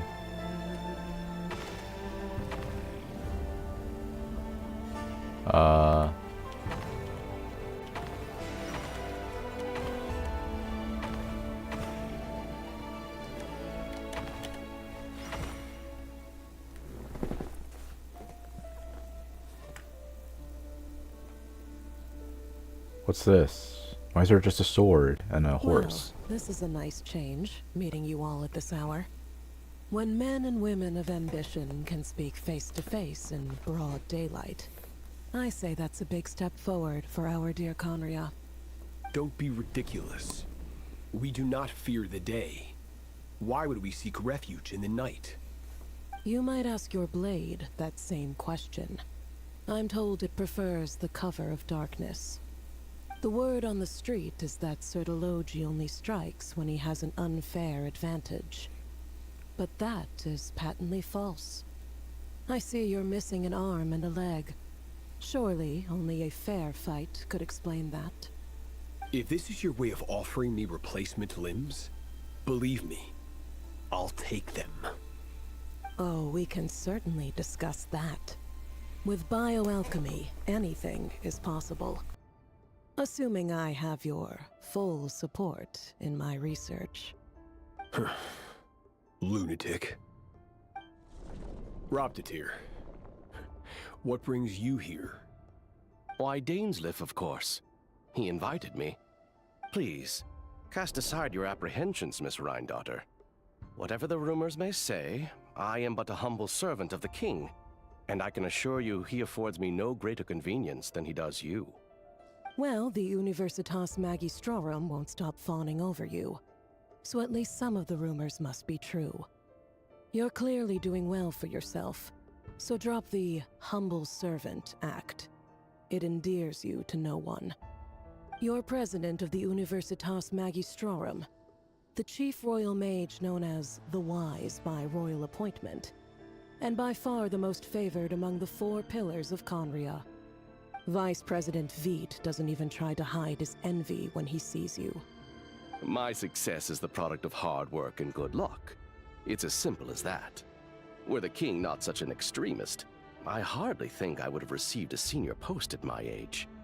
Of course, no job is without its gripes. Serving a king like ours can be a challenging task, as I'm sure you can imagine. And as for Efterveit, in missing out on the presidency, he's dodged a mountain of stress. Like everything else in life, it comes with pros and cons. You're all here. I apologize for the short notice, but it was an emergency. Why is Dainsleif the only human-looking chess piece? You must be Rerir. Mr. Sertologi. Yes, I handled your case file during your sentencing. Nothing personal, of course. I'm pleasantly surprised that you remember me. You're clearly a person of substance if you've been invited here. But Dainsleif, you'd better have a very good reason for convening this little gathering. It's my brother, Vedofenir. After he spoke at the court this morning, the king was so infuriated by his words that he had him blinded in both eyes and thrown in prison. Vedofenir in prison? Strange. I thought the king trusted him and Horoptatir more than anyone else in the world. Does this mean the king's circle of trust just got even smaller? It has nothing to do with trust. It's about what the king wants, which is as clear as day to anyone paying attention. I simply appease him, because it's in the best interests of the Universitas Magistrorum. And also because you're slimy. Vedofenir, perhaps less so. But still, a visionless visionary? It rather inclines me to think that qualifications are not what get you ahead in khaenri'ah. Do you honestly think this is an important discussion to be having right now? Dane, what are you planning to do? Rescue Vedofenir, I assume. Correct. It will mean storming the palace by force. Tonight. I need all of you on my side. That's far too dangerous. And don't forget, Dainsleif, you're captain of the Royal Guard. You swore an oath to the throne. You've been planning this for a while, haven't you? I have no desire to commit treason. But whatever critique the king may have of Vedofenir, disfiguring your most loyal subject for putting the best interests of his court and nation first, this is not the conduct of a wise ruler. My blade will force the king to see the error of his ways. So, Vedofenir's prophecy enraged the king. I'm sure it wasn't what he wanted to hear, but if he won't take counsel even from the visionary, that is deeply troubling news. The extent of His Majesty's madness is now all too clear.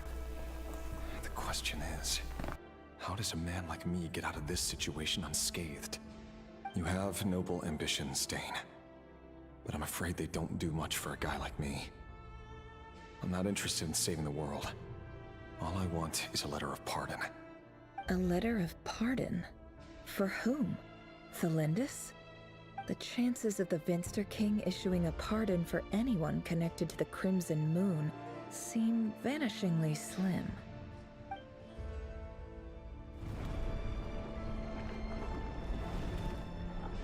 What more puzzle gameplay? I was eating something. This black fog over the board must have some connection to Thelindis. But why is it taking this form? Does it have something to do with Rarir's past? Another mystery I'll need to unravel.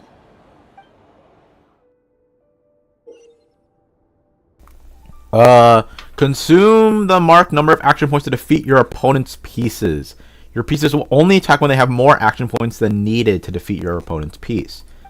So I have to have more than what they have. I lose action points by this. This is... Hold on, I have to go back now. Because I need action pieces, bro.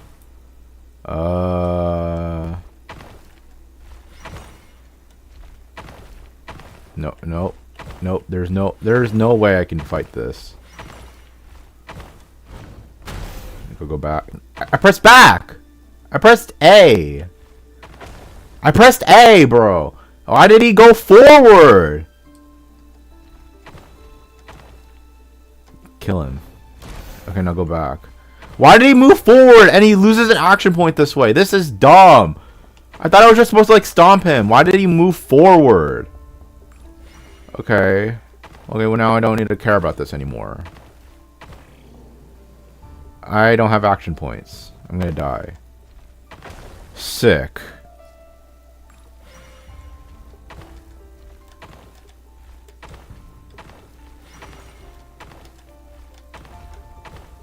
Down, up, up, up, right, right, up, up, up. He uses an action point just to move forward after killing someone. I didn't press a button. Over the course of this week, the research object was subjected to interference for a total of 60 hours for experimental purposes. The results are as follows. Research dating back to the Crimson Moon Dynasty has established 2 points regarding moon marrow. Firstly, its origins have something to do with a god's power. Secondly, it serves as a portal to an as-yet indeterminate location. Moon marrow can thus be defined as a spatial gateway. However, there are a number of hurdles to overcome before we can answer the question of where it leads to. To start with, opening the gateway requires a specific power source, which the relevant literature indicates. An enormous amount of power is then required to keep the gate open. Currently, the total power output of our instruments remains in the single digits. To make matters worse, I am now the only staff member remaining in the Moon Marrow lab. The Universitas Magistrorum recently decided to move most of its personnel into abyssal energy research, which has stymied all Crimson Moon-related projects. Why? This is not a wise move. I have always maintained that placing all our hopes in a single source of power is risky, especially one as poorly understood as this. As well as making ourselves overly reliant on a single resource, we are neglecting other promising technologies.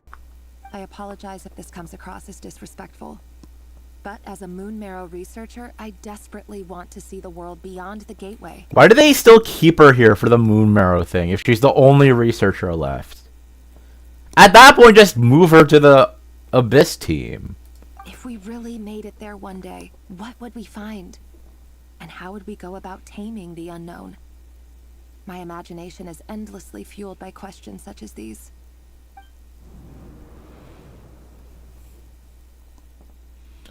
Is this another puzzle? Oh my god, bro.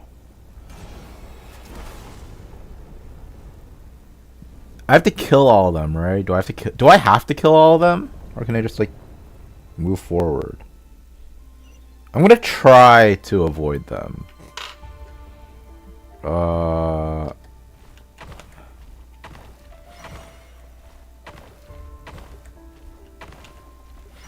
Oh, I guess I don't have a choice anyway. I die. Because he moves forward and that costs an action point, and then... Because he moves forward and I have no choice but to, like, get through it.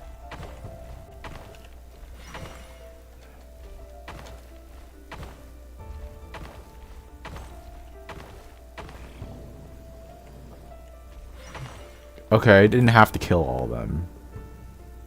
This is for you. I heard you're gonna leave the city with your parents. The Lindis. Did you hear about what happened? I've heard nothing.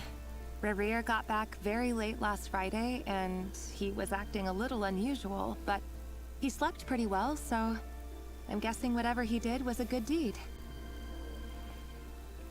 He saved me. And like, whatever. You never saw him, and I don't know what he did. And this conversation never happened. You understand? What if he finds out that you pried into his secrets? Don't be silly. I don't know what secrets he does or doesn't have. All I know is he's just a normal guy who happens to run some errands for the king. Are you scared of him? I don't know. The Rerir I know doesn't match the person you all describe. Logically, I should be scared of him. And yet, I don't want to lose him. But enough about that. You should get going, and be careful with the package I gave you. Keep it secret.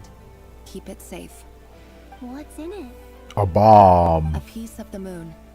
Oh. All you need to know is that as long as you keep it safe, then in the future, everyone will be able to see a red moon. A red moon? You mean our moon? That's right. Our moon. Promise me you'll look after it. I promise, the Lindis. The Crimson Moon bloodline will never die out. Its light, the color of blood, will become like a fire that flows in our veins, no matter how long it takes. She still worships the moon, despite, like, trying to not be involved with it.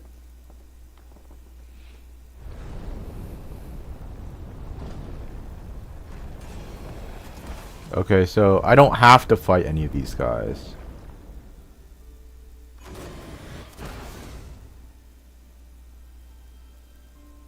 Don't say, like, defeat all opponents or something like that. Head to the palace.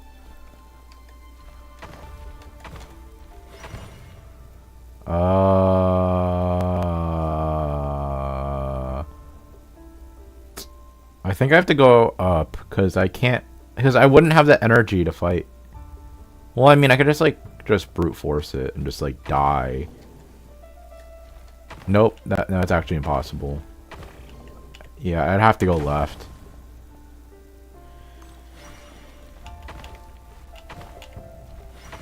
Yeah, it's impossible to like fight all of them unless like I have like a good plan to like deal with all of them individually.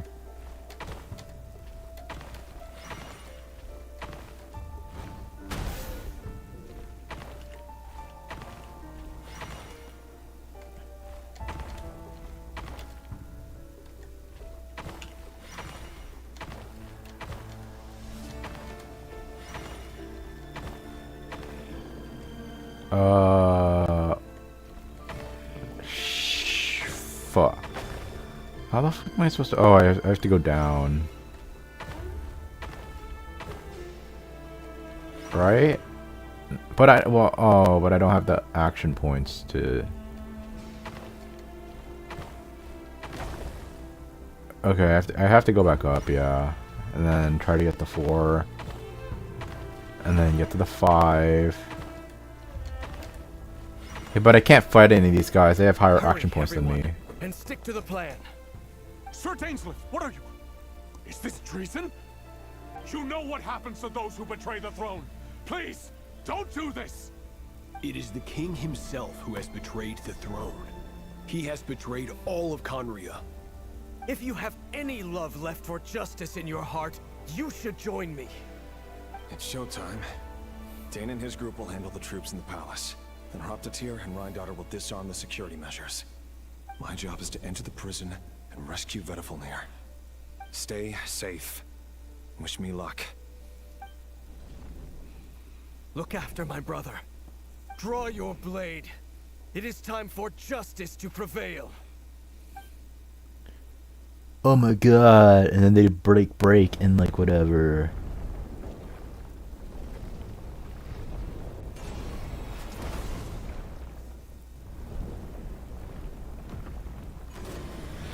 Oh, is this like another puzzle I have to go through?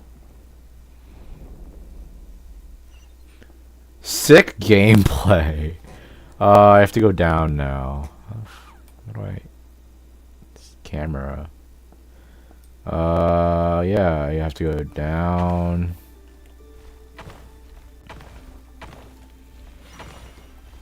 Let's just screw him over. Worth it.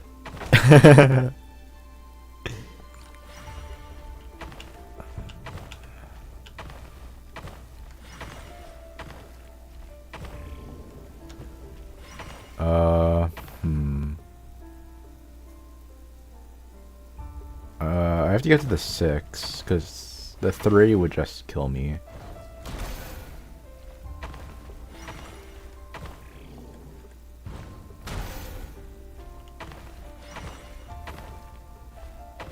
What? I thought I hit 2. Oh. Well, I thought I hit the 2. Why the fuck did I die? Oh, I wasn't supposed to hit the 2.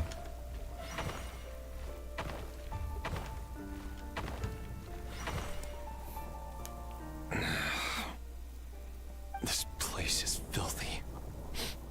And the smell is abominable. Clearly, the king doesn't allow his prisoners a single shred of dignity. This is dire. Found you. Hello, Mr. Vedifalnir. What kind of piece is he? It's you. Surprised? Oh, wait. I guess surprise isn't an emotion that prophets feel very often. I certainly felt some Oh, surprise he's a in the moment compass when I was thing. blinded. Surprise at the king's sheer ignorance. Surprise at just how unfairly this world responds to words of earnest remonstration. I'm curious. What did you prophesize this time? It wasn't a prophecy. It was a word of warning. Someone had to say it. The king has forsaken all reason in pursuit of his obsessions. I simply told him that if he continues on this path, khaenri'ah will surely fall. But he didn't listen. Worse still, he stabbed you in both eyes and locked you away. Dane asked for my help.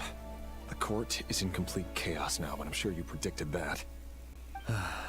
Everything is transpiring as I foresaw, yet I am powerless to change it. Fate is an immutable force. I can but lament as the inevitable unfolds.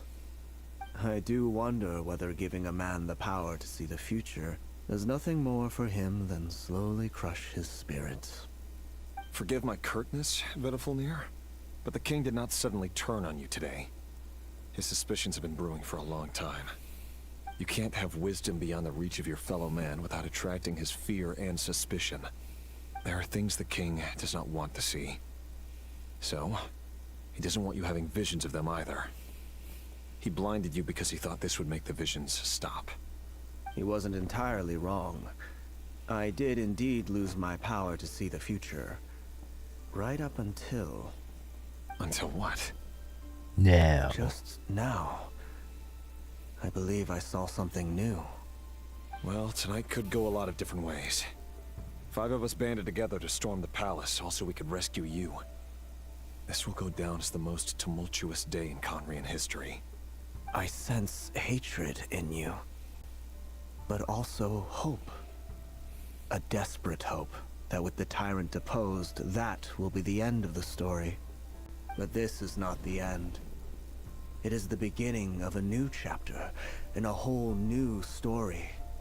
There are many men of honor and courage in this world, Rerir. But you are not one of them. You're not here for justice, are you? You're here for yourself. Is that a dagger? Who's gonna kill him? Why not the polearm? It was always your weapon of choice. With your abilities, I don't doubt that you were able to recover some of your sight. But I also doubt that you want to make an enemy of me right now. Of course not. We're on the same side, aren't we? We could be. But I need you to be honest with me, Vedafilnir. At this point, you're my only hope for the future. You mean your future? With your beloved, Thalindis? Yes. And I know there are bigger things at stake here. A dynasty, a nation, maybe the entire world. But forgive me, I care first and foremost about myself. I can't abandon the one I love to save myself. I just can't do it. But you see a broader picture of the future than I. You see the solutions to the biggest problems of our age. So tell me, what is my solution? What's the answer? In matters of fate, answers are either right or wrong. What will be and what will not. Maybe you are willing to pay a certain price in the pursuit of happiness, but unfortunately, fate does not negotiate. That is the cruelest thing about fate. It is unmoved by your sacrifices. That can't be true.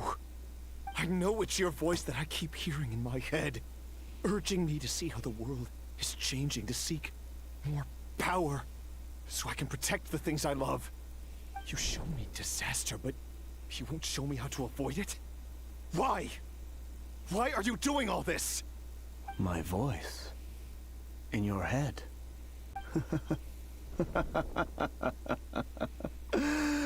So, you hear it too. The voice that steals your mind, gains your trust, and drives you crazy. It turns out that we are not so different, you and I. Vedafilnir just broke into the strangest smile I've ever seen in my life. As if he'd discovered some monumental secret. But then he suddenly switched to looking extremely weary. Very well then. My advice to you is as follows. You must persevere. Whatever trials and tribulations you may face, be steadfast in the belief that they are your path to the future. For as long as you live, your story with Thalindis shall not come to an end. That is the only chance you have of fighting back against fate. What does he mean by that? It is up to you whether you believe my words. Regardless, that is all I will say on the matter. I have no right to intervene any further. I will hold you to your word. Thank you for setting me free. In return, I will tell you one more thing that you cannot afford to ignore.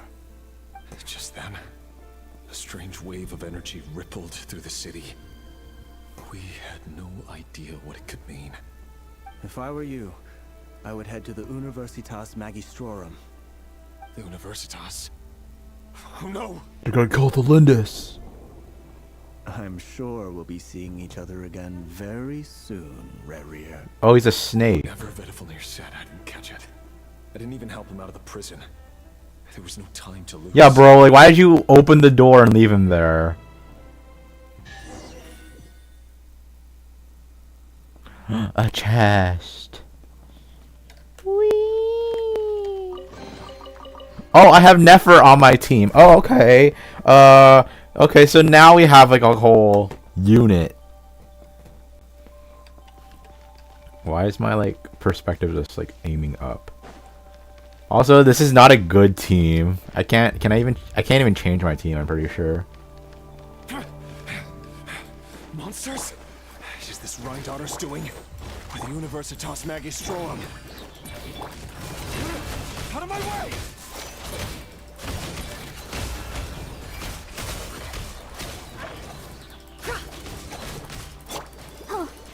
Cool it! Yeah. Can't hide the truth.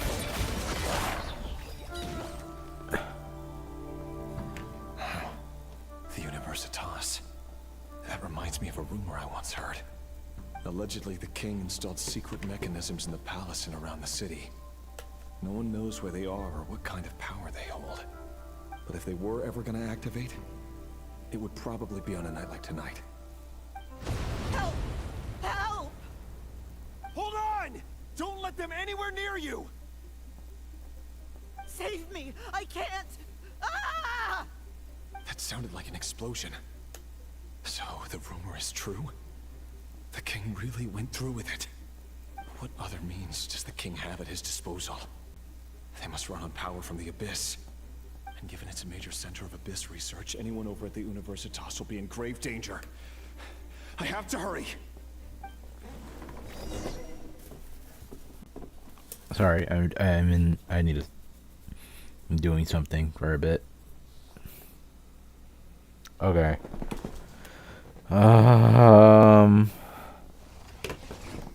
Okay.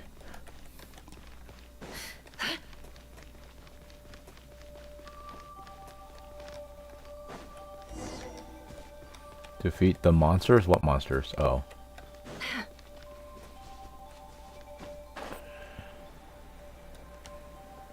Oh wait, fuck, that could have been a chest there!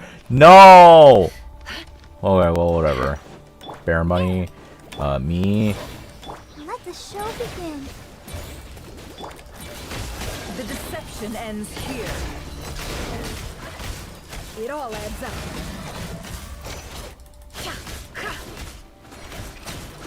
No more lies. Go, go, bear! Freeze! Hey? It all adds up.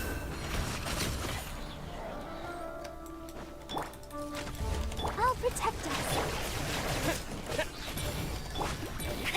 The mystery unravels. No more lies. Eh. This isn't a good team, I know, but like, this is the only team I have right now.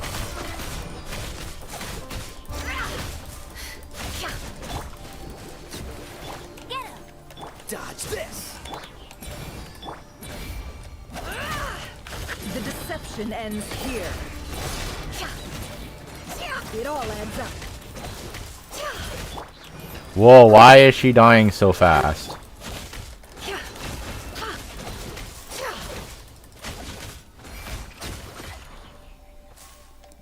Is that a boss? I'll race you there.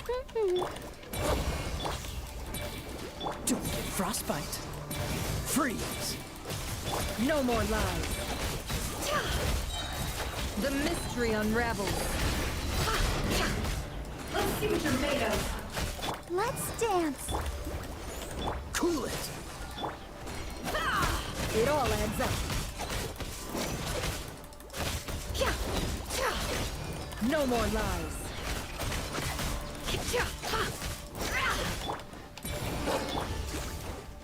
Dodge this! It all adds up. Seek within. Yeah! Dead already. Go to where the Lindis is. I'll protect us. God, I can't believe I might have missed a chest, but I feel like there would be a chest icon, right? Hi, but I still can't shake the feeling I might have missed a chest. Anything here? No. Investigate. Monsters at the Universitas Magistrorum? Why now? Brrr. Oh no, they're coming. It's no use. The table won't hold out much longer. The weapons. Where are the weapons?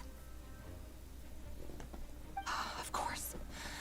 All the lab equipment was upgraded after the inspection last week, but the new weapons haven't been allocated yet. Oh, what a coincidence. Is anyone there? I need help!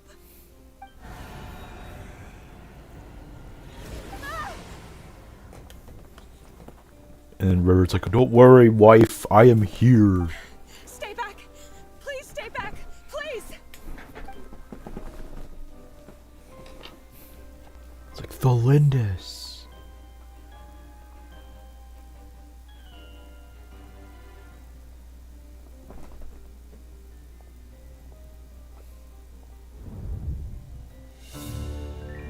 cutscene. What's that? Rear. So the rumors about your work are true. Why are you here? No! Listen, something happened at the palace tonight. We have to leave. You don't need to lie to me anymore. What do you mean?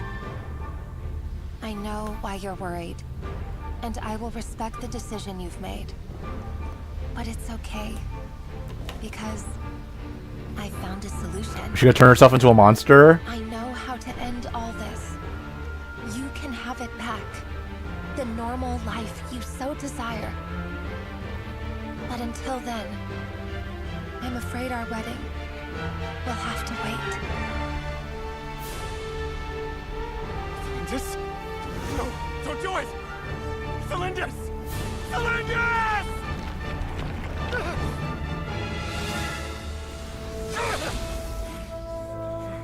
Damn. I told you, Khaenri'ah. Let her go. You will find someone better. No! No, I won't do it! I have to save her! By what means exactly? A lowly pawn. You lack the power and the strength of will. Do you know a way? Tell me! Come to the palace. Join us. The Abyss.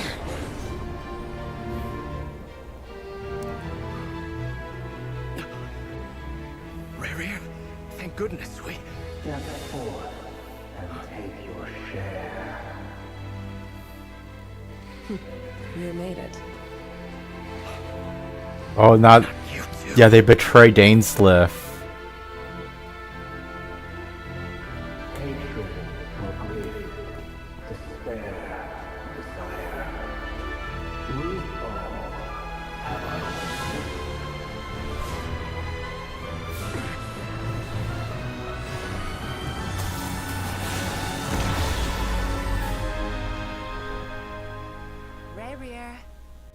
Khaenri'ah. Cylindus. Were you daydreaming?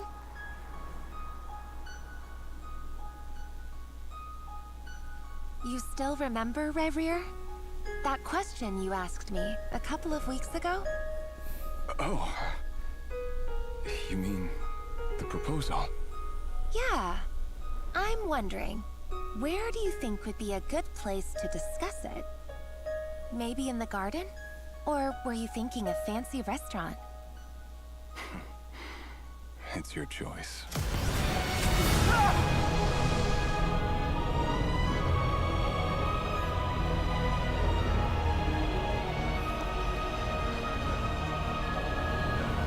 Wife!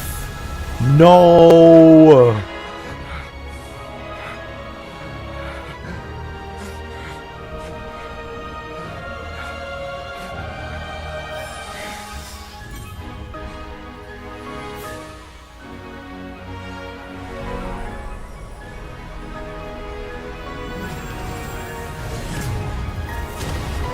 Damn.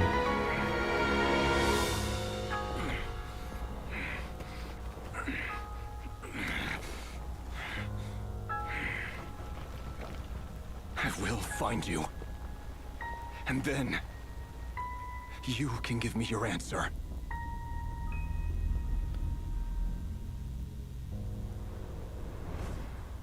All for a woman, huh? It's a love story. So that's how the Raker of Solnari was born. A monster created by circumstance is a monster all the same. Viewing other people's thoughts for too long can get uncomfortable. Right now, I'm feeling a strong sense of loathing. In a nutshell, the story of Khaenri'ah is what happens when the truth falls by the wayside. Everyone tells little white lies, and before long, you have a huge pack of lies that destroys everything. Whew. Time to get back. His past is filled with sorrow, but the tale of any fallen civilization is one of endless tragedy. Cruel as it may be, that was khaenri'ah's fate.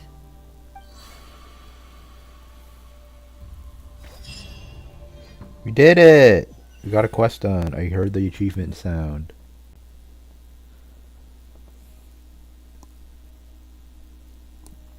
Well, I thought Yehoda was joining us. Everyone, I'm back. Can I get a standing ovation? Never! How are you holding up? Feeling okay? She's fine. Boss is a pro. Yes, I'm fine. You will have seen the events of Rerir's life through my thoughts. It's now clear that he is just a regular nobody, driven by personal tragedy, as he said himself. I mostly agree. There's only so much we can know about him from his memories alone, but they did give us a clear glimpse into his life in khaenri'ah. However, I would not consider Rerir to be a nobody. He was deeply involved in the events of that era. Yet, when the catastrophe of a generation strikes, nobody is safe. Sounds to me like you're speaking in riddles again. Is this you urging me not to abandon the people of Nodcry in their hour of need? That's not what I meant. Although I do hope you choose to remain a part of the plan. Without you, the mission ahead will be all but impossible. Then try to remember that I respond better to the carrot than the stick. And I don't appreciate being bossed around. Now, as for you, Missy, you were excellent.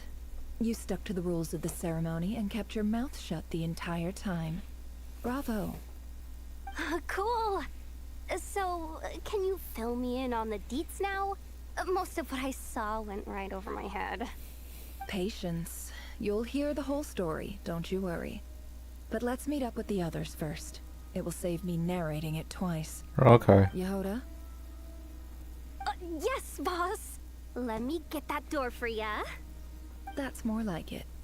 For a moment there, I was worried you'd forgotten about the first clause of your employment contract.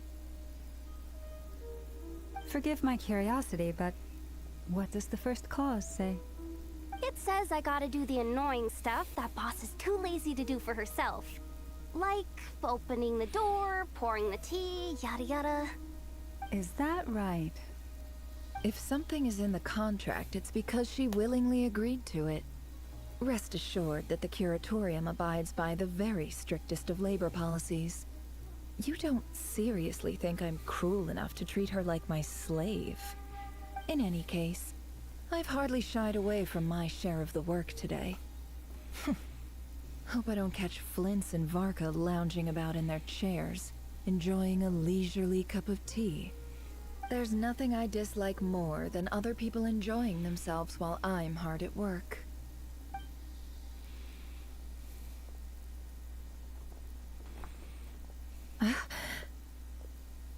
Dainsliff? Oh no. Oh.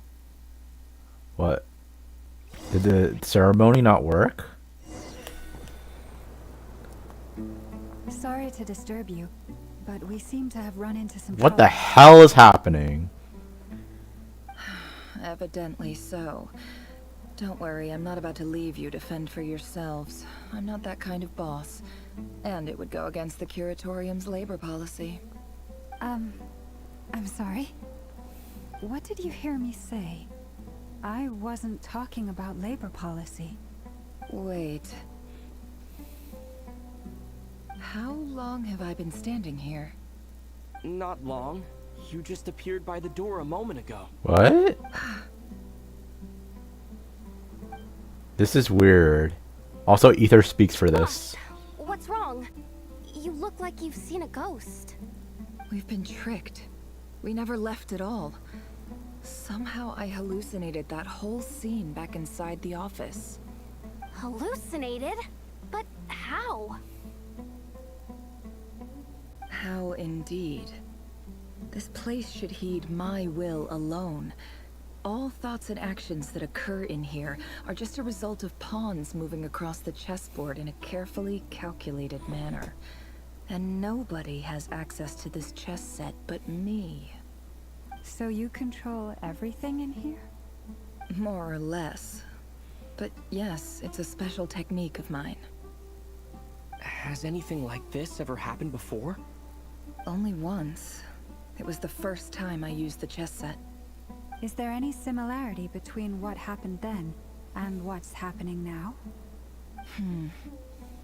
I suppose my thoughts are a little turbulent, which was also the case my first time. Is there anything I can do to help? The first clause of your contract clearly states that I only need your help with things that I'm too lazy to do myself. Meaning, you're not feeling lazy right now?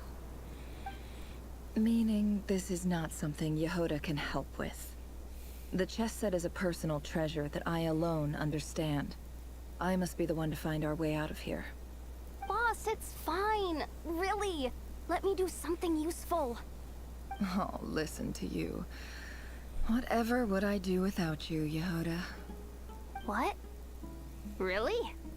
Yes, really. Where would I ever find another employee as obedient and servile as you? God forbid anything ever happens to you. Oh, okay. Well, anyway, I was thinking of fetching some water. There's gotta be a source around here somewhere. I suggest everyone finds someplace comfortable to take a rest. We gotta conserve our energy. Even though all this chess malarkey doesn't exist in a physical sense, mentally speaking, it's all real. And so is our tiredness and fatigue. How the hell are we in Sumeru? That's like... Especially like in the desert. That's such a far away place. You don't want to dismiss mental fatigue. Just because it isn't physical doesn't mean it's any less serious. But anyway, I got your backs, so don't worry about a thing. Don't I have the best employees? Jealous much? If we can find a suitable time, I'd love to borrow Yehoda for a day to help out at the Frost Moon Scions. Would you be amenable to that, Boss Nefer? Oh, Lauma.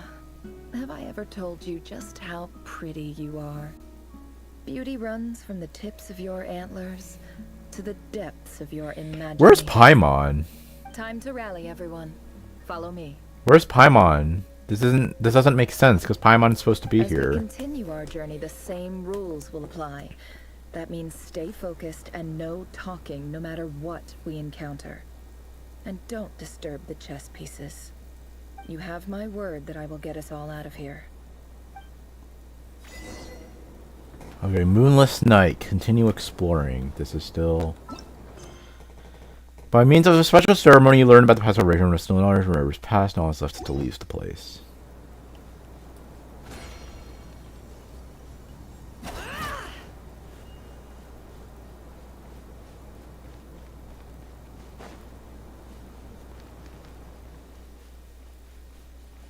Yeah, this is Aru Village. This is literally just Aru Village. Familiar. That's not a good sign. There's someone up ahead. Time for a little chat. This is not just Aru Village. Dude! A dude. I wasn't expecting visitors at this hour. Wait, is that? Oh, it's him. There you are. Sinue's been looking for you all day. I think he has some news for you. Oh yeah? What were you doing just now, Uncle Retinue? Hiding away some more loose change? I know I saw some Mora. What do you mean loose change? Oh, come on, I'm too old for this. Just pretend you saw nothing. So this is Nefer's past. Talk to a Peppy. With the children?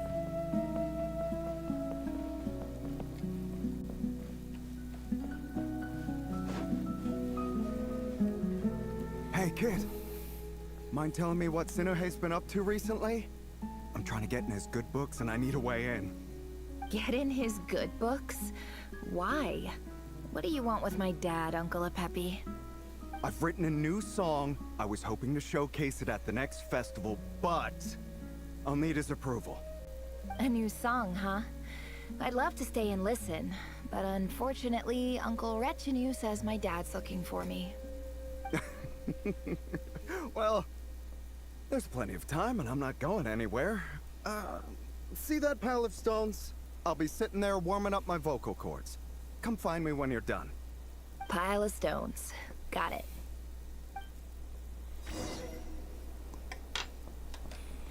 Rapepi, talk to Sinue. I don't know what the hell's happening, and I don't know why this is happening. Because I thought we were talking with Albedo and Durin, and then Vark and Flint, but we're suddenly here at this place. Hi, Dad. Uncle Retinue said you were looking for me. Ah, there's my little princess. If you'd gotten back just a little sooner, you could have shared the spoils of war with me. Spoils of war? Who were you fighting against, Dad? It was just a figure of speech. The aftermath of a sandstorm is no time to be waging war. I was talking about our war against thirst. I went out to fix our water supply problem, and now I'm back. Which means... we have water. We have a well again. That's right. I found a new one and brought back as much water as I could carry. It should last us for a good while. Ugh, if it wasn't for these blasted sandstorms, our wells wouldn't be caving in. You wouldn't be spending all your time out searching for new water sources. As the chief of our tribe, I'm supposed to be leading us out of hardship and poverty, onto better things. You know how prosperous our ancestors were.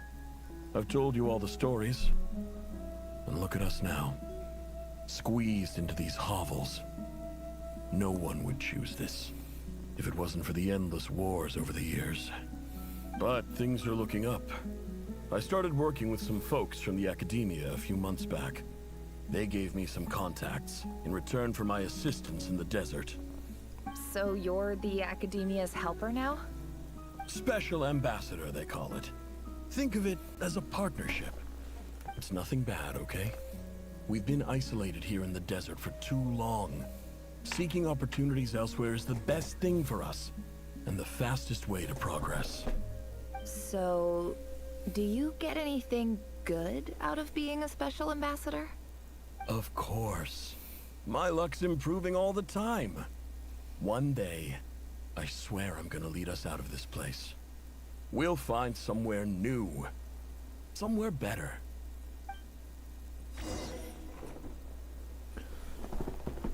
There's more lore. Is there a purpose to this? Should have dropped my phone.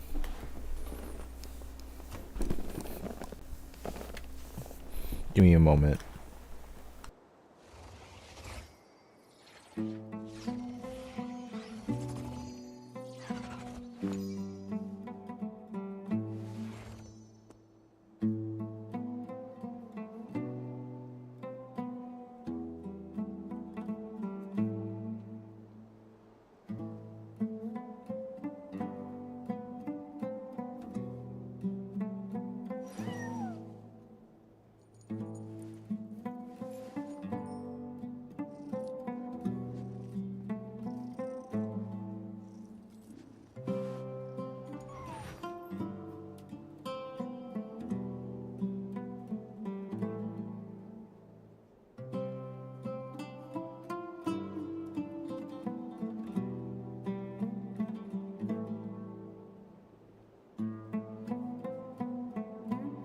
Don't trust your eyes uncritically.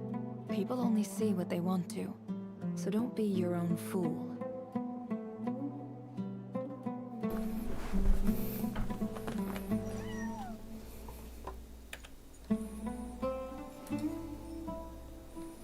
Okay, I'm back.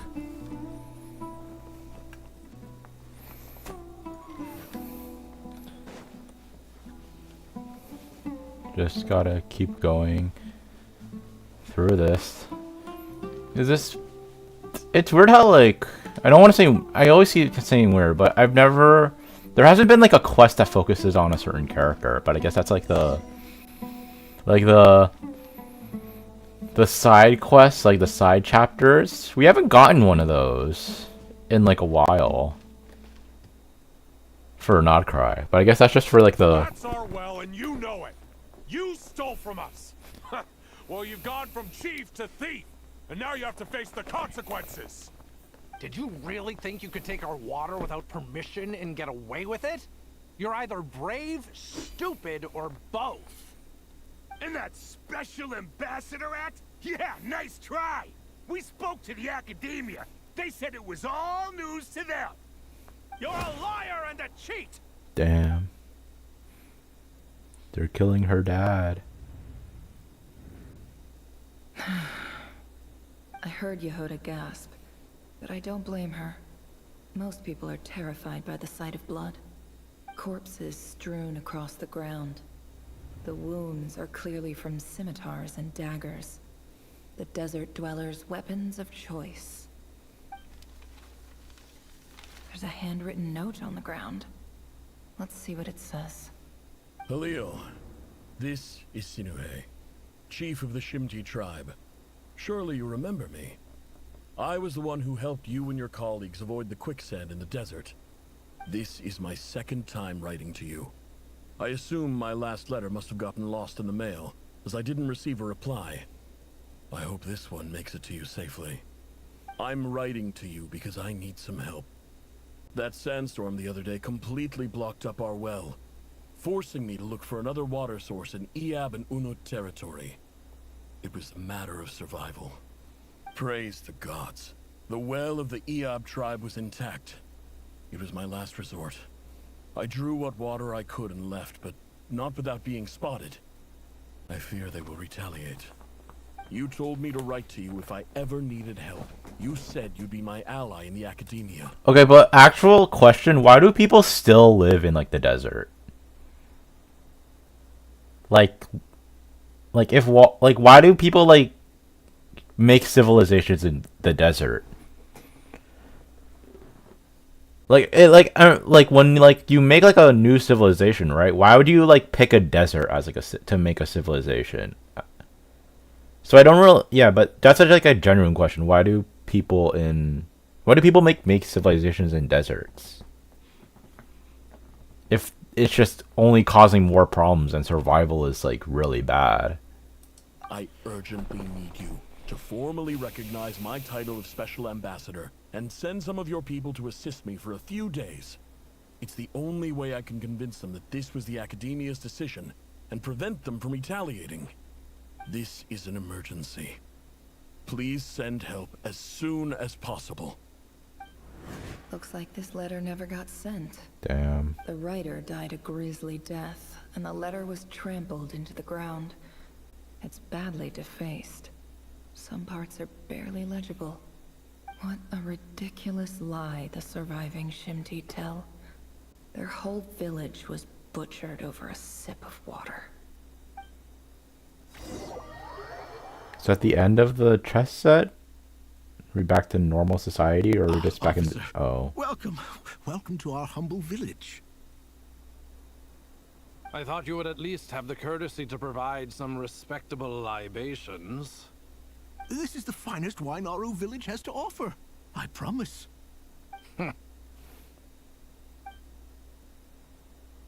Damn. He like spits it on the... The Academia has agreed to reserve a single space for a candidate from your village. But I remain skeptical of this entire endeavor. I highly doubt anyone in this desert possesses serious academic potential. Please, have faith. If not in us, then in our god. The child we found shows great promise. I beg you, take her away from this place. Give her a chance. Don't let her talent go to waste. I don't recognize her. New arrival? She showed up here a few days ago and we took her in. She's a really bright kid. Please help. I'm begging you. So, where are you from? Nowhere special. Just a sand dune. What about the rest of your family? How many of you are there? Just the one. It's only you? Correct. So, no brothers, no sisters, no mother or father? Any who have slept on a bed of sand, I call my brothers and my sisters. Apart from that, I have no family.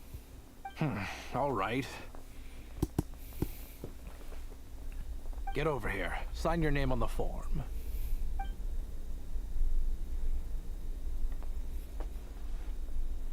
He has like the AirPod thing. Never. You're rather fair-skinned for a desert dweller.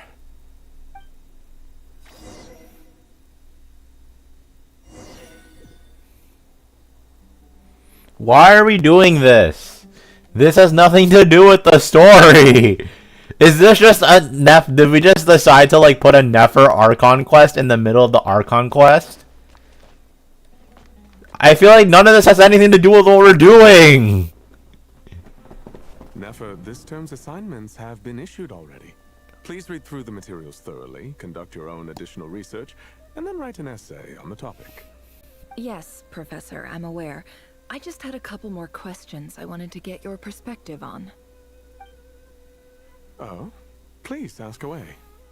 Well, I saw the other students' problem sheets, and I couldn't help but notice that my assignment is much easier than theirs. Do you really think I'm a weak student? A weak student? Oh, she also has an AirPod. Goodness, no.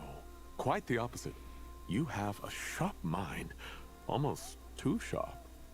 I think what you're saying is, a weak student wouldn't have noticed the discrepancy. And if they did, they certainly wouldn't complain about the lighter workload. You see, sharp as they come. You see things the way they are. And I'm sure you know why they're like that. Because of where I come from. Because I'm different. I'm sorry, Nefer. I don't like it any more than you do. It's just... Anyway, you said you had a couple of questions. What's the other one? I wanted to check...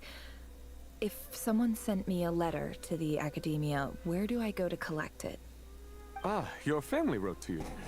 Well, as long as they put your name on the envelope, someone should hand it right to you. Not exactly. It's not even a recent letter.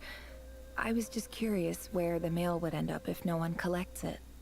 The House of Dana, I expect. I know there's a box for unclaimed mail somewhere in there, probably sitting on a shelf. Whatever you're looking for, that'd be the place to start.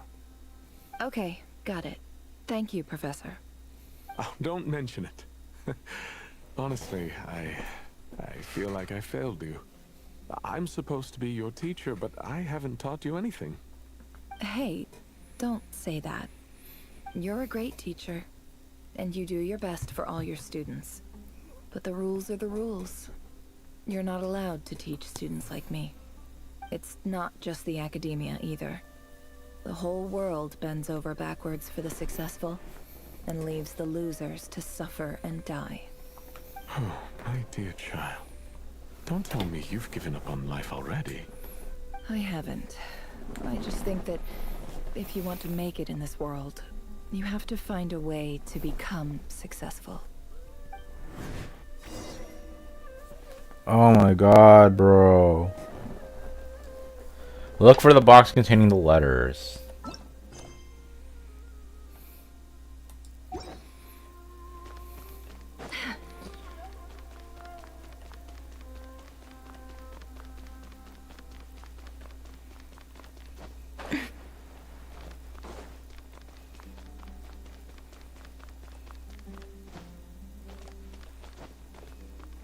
Investigate. This must be it. A big cardboard box full of unclaimed mail. And probably some letters that ended up here by mistake, too. Let's take a look. Take a look at the letters inside the box. What? Oh, then I not just where? Oh.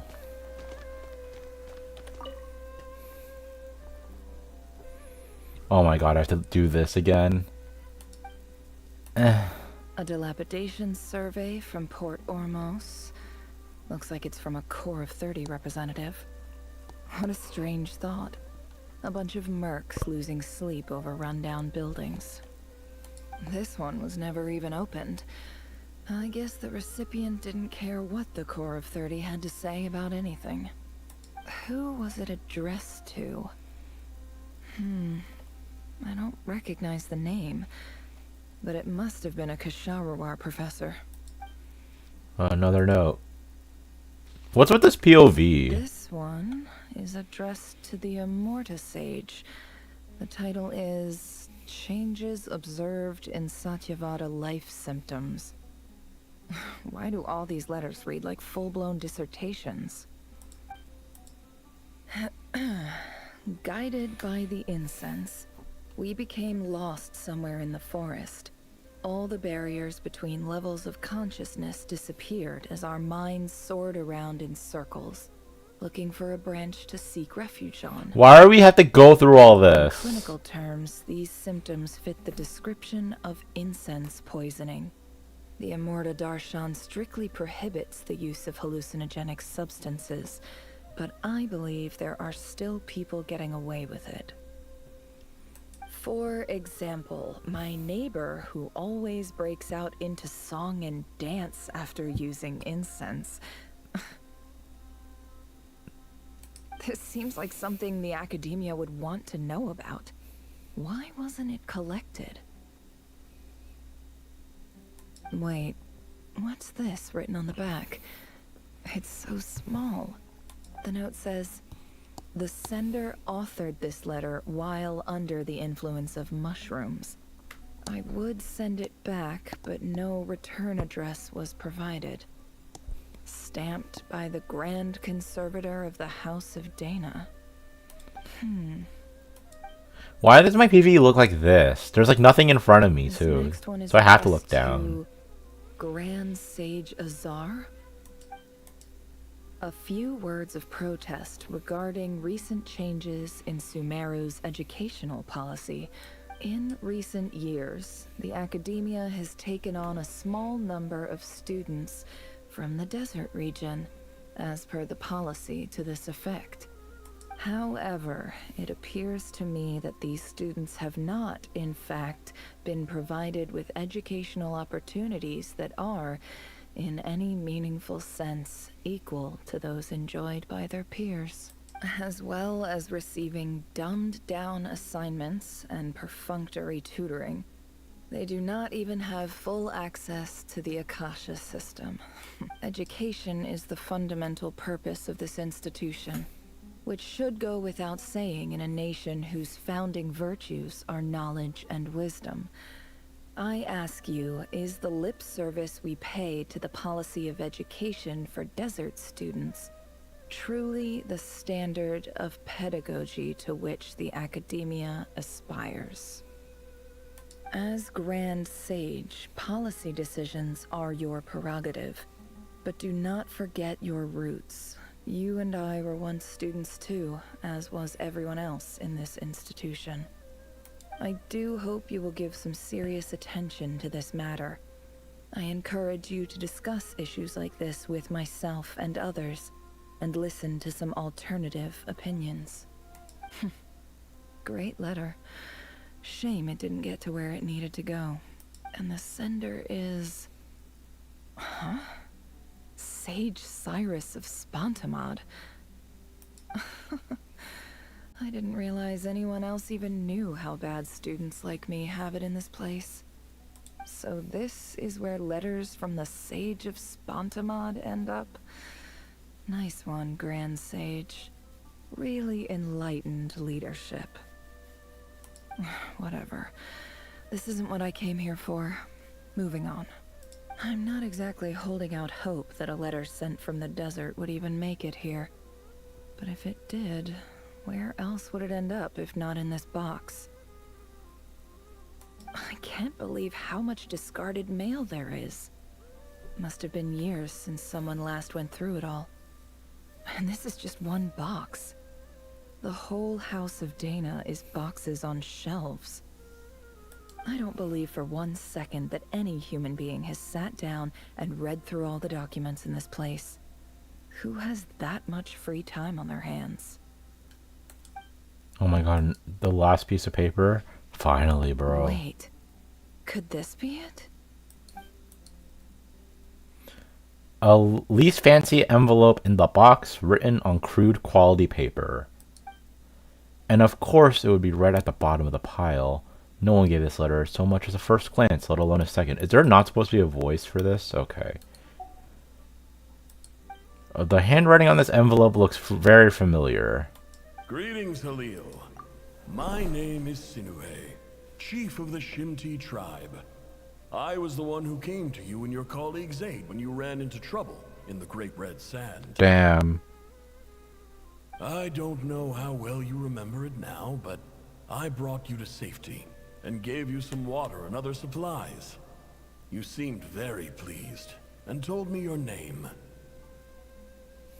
In my tribe, learning a person's true name is serious business, and I therefore see you all as friends. You were kind enough to leave your contact details, so we could stay in touch. The Shimti tribe lives a harsh, nomadic existence in the desert. You were sympathetic towards my plight, promising to make me a special ambassador of the academia and help us find a way to make a better living. This brings me to my reason for writing. Our tribe has fallen on particularly hard times, and I would like to ask for your assistance. There was a terrible sandstorm a few days ago, which blocked up the well in our land. To ensure my people's survival, I had no choice but to venture into Iyab and Unut territory in search of an alternate water source. The Iyab and Unut are descended from the Thamudians. While we trace our ancestry to Tulatala, we worship the Lord of Flowers and have had relatively good relations with our fellow tribes up until now. I found a well belonging to the Iyab tribe. They declined to help us, but I really had no other option. So I took some water to keep me and my tribe alive. My actions are certain to incur their wrath. When we met, you assured me that you would be my ally in the academia. I would like to take you up on that offer, because I really need your help. I wonder if you could send an academia representative to meet with me. That aside, the last time you were here, you mentioned that the academia had started accepting students from the desert, and I told you a little about my daughter, Nefer. Damn. It's like, Dad? We have next to no resources here in the desert, and my power and influence are limited. Would you consider enrolling my daughter at the academia? She is a smart girl. I know she won't disappoint you. From the outset, the academia never took you seriously. Those things they promised were just empty words. I doubt they even remember the name Sinue.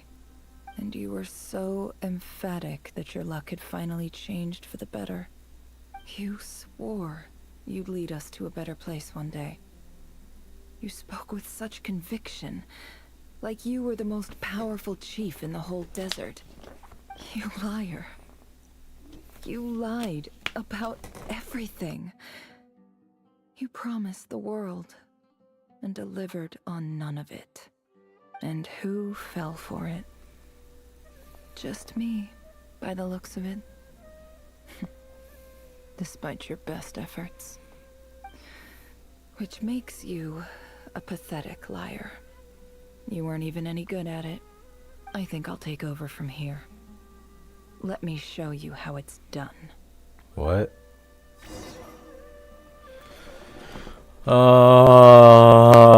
Bid farewell to Khaenri'ah. Who the fuck is Khaenri'ah? Khaenri'ah.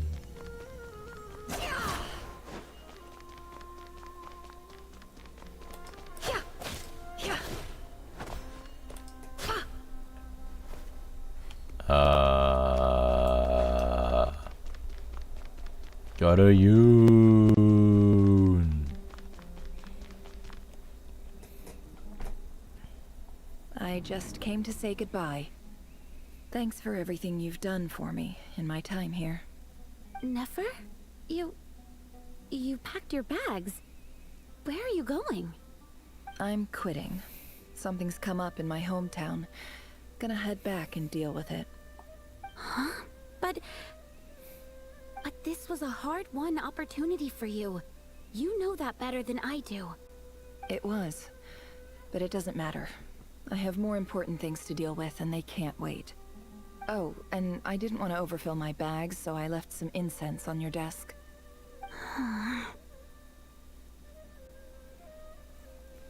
What's wrong? I thought you liked incense. Although, I did read somewhere in the House of Dana that it has hallucinogenic effects. Don't use it all at once, alright? Isn't this the stuff you brought from your hometown? You're just letting me have it? But you said it's a rare and valuable commodity. Yeah, about that. I lied. It's not rare at all. There's this bunch of ruins near my hometown that are practically overgrown with this plant. It's not worth much. Keep it, it's fine. But never... Alright, that's all from me. You take care.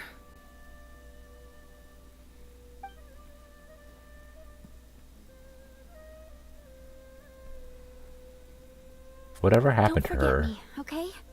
I mean, we're more than just classmates, right? We're friends. Yeah, I'll remember you. I lied again. That incense is worth a fortune, and it's a rare find even in those ruins. And as for remembering her, I have far too much to do when I get back. No time to reminisce. I'll be lucky if I even make it through this alive.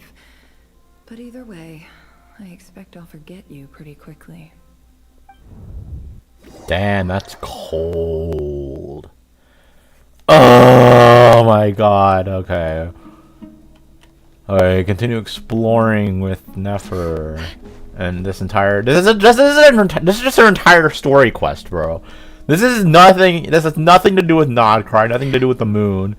I don't even remember the last time. It's been like an hour, half an hour since like we actually did anything in Nodcry. Okay, talk to the Eab chief.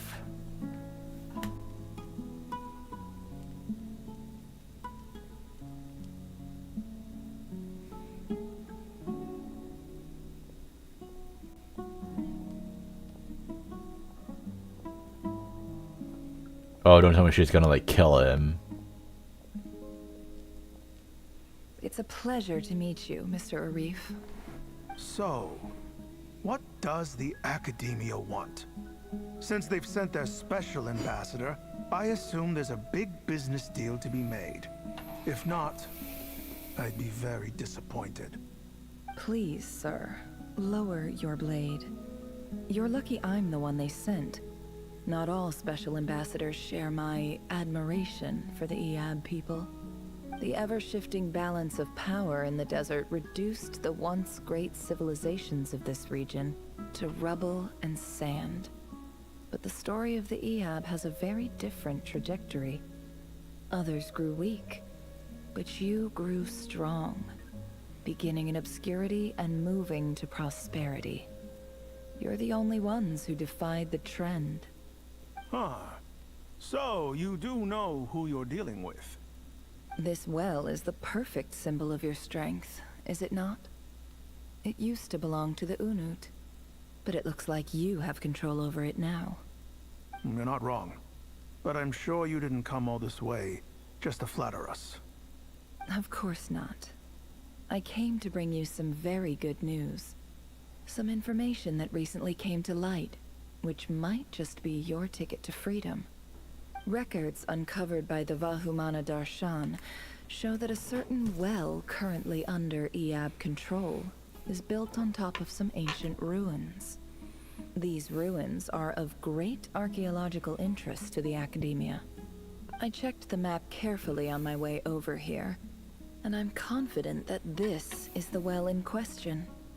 The Academia is offering 50 million mora in return for excavation rights. 50 million? No, wait. If these ruins are as important as you say, 50 million's a little low, don't you think? Don't get greedy, Iab. We know far more than you think. We know that you seized this well by force. Wasn't that the first step in your rise to power? To drive away the Unut and steal their water supply? So what if it was? They're gonna like bring out their blades and they try to kill her. Don't worry. As unscrupulous as it was, it's something we're willing to overlook. The Academia is only interested in dealing with the de facto power holders in the region. I hope I am making myself clear. And I hope your words are the truth. If I find out the Academia is trying to play me, I'll hunt down every one of your people and make you watch as I cut their heads off one by one. I assure you, Chief, that would not be in your long-term interests. You don't want to make an enemy of the Academia. You see how I'm dressed, don't you? I appreciate that you've never been to the rainforest, but surely even you recognize an ambassador's attire when you see it. And what does a barbarian like you have to lose anyway? You really think the Sumeru Academia would bother to come all this way just to lie to you? We have more important things to worry about.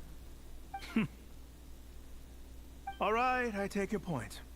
The Academia is the highest authority in the land. I'm sure you're trustworthy people. In that case, we have a deal. We will sell you the excavation rights. Damn, that easily? I'd like to thank you, Ambassador. This is good news indeed. Excellent news. In fact, it calls for a celebration. Would you do us the honor of staying a while and enjoying some Iab hospitality? Gladly. I am partial to wine myself, and I trust you are as well. So let's indulge in a few drinks together, in celebration of this momentous occasion. Elated, the Eab drink the night away. The prospect of renewed wealth is almost as intoxicating as the wine. But when the new day dawns, it brings some shocking news.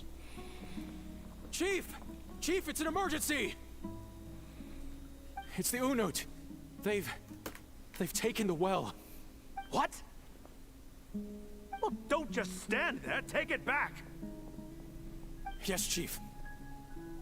I have every confidence in the Eab's military superiority, and yet... Well, what is it? The Unut's response was alarmingly fast. The day after we reach a deal, they seize the well. This can't be a coincidence. Perhaps there is a traitor in your midst. I don't think so. I am obliged to remind you, Chief, that the Academia will only deal with the de facto power holders. If you cannot regain control over the well, I'm afraid you won't see a single mora of that 50 million. No! Please, Ambassador, just give me some time. I swear the Unut will not get away with this. That well is ours, and so is the mora. Glad to hear it. I will wait here for an update. If there is a traitor, I will find them. In the meantime, make yourself at home. I'll report back as soon as I have an update. Much obliged. So is there like a point in this story? Wow. All it took was a few words and I've got him wrapped around my finger. What an amazing feeling. My In eyes. summary, Ambassador, the Academia would rather negotiate with our tribe instead of the Eab, yes? The Eab are ruthless murderers who don't listen to reason. And now they have the gall to interfere in our research projects in the desert region. So let me ask you, Chief. If you were the Academia, what would you do? Kill them all, of course. Precisely. The Academia does not tolerate those who stand in our way. The Eab have held back our academic pursuits for too long, and our patience is wearing thin. At the same time, there is simply no way that the Academia can be seen to be intervening in desert affairs. I'm sure you understand where I'm coming from. We have our own rules out here. If the rainforest dwellers raised arms against a desert tribe, it'd start a bloody war. Right. We can't confront them ourselves, but we can support their enemies. The Unut have always had strained relations with the Iab, which makes you our natural allies. Natural allies. Weren't the Iab your allies once? You were quick to send them after us to protect your interests back when we stole that water. And now look at you. You're at each other's throats. Vengeance. Let me be clear. The Academia wishes to collaborate with the legally recognized rulers of the desert in this matter. We are asking for excavation rights to that well, and our offer is 50 million mora. Say no more. I believe we have an understanding. Good. Then I suggest you get to work. Get us access to that well, and the mora's yours. You see, Dad? Lying is easy when you know how. People will believe anything. Continue exploring. Why the f is this? I'm burning. I lost HP. I can't do anything. No. The hell is that? Something just zoomed by.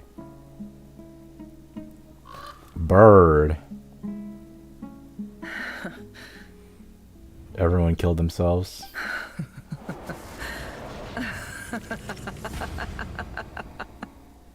Look at yourselves.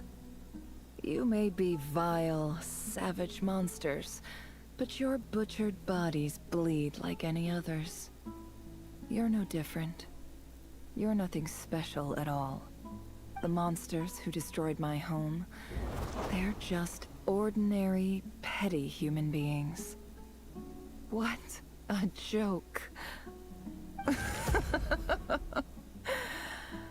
I think we're even now. Damn, never. Maybe I've even done the desert a favor. It's a better place without all these people around. Oh, Sinuhe, my gullible fool of a father. Perhaps if you'd been as ruthless as I was today, our tribespeople would still be alive. In this dog-eat-dog world, a chief needs to be tough to survive. But you couldn't do what had to be done. So I did it for you. We're like, never. Never. It's okay. All of this is in the past now. Oh my god. I believe I remember you promising to remain silent. Yeah, but even so... Yehoda, is there anything you can do to ease the tension? Wait, hold on. Someone's talking to me. Hold on. Give me a sec.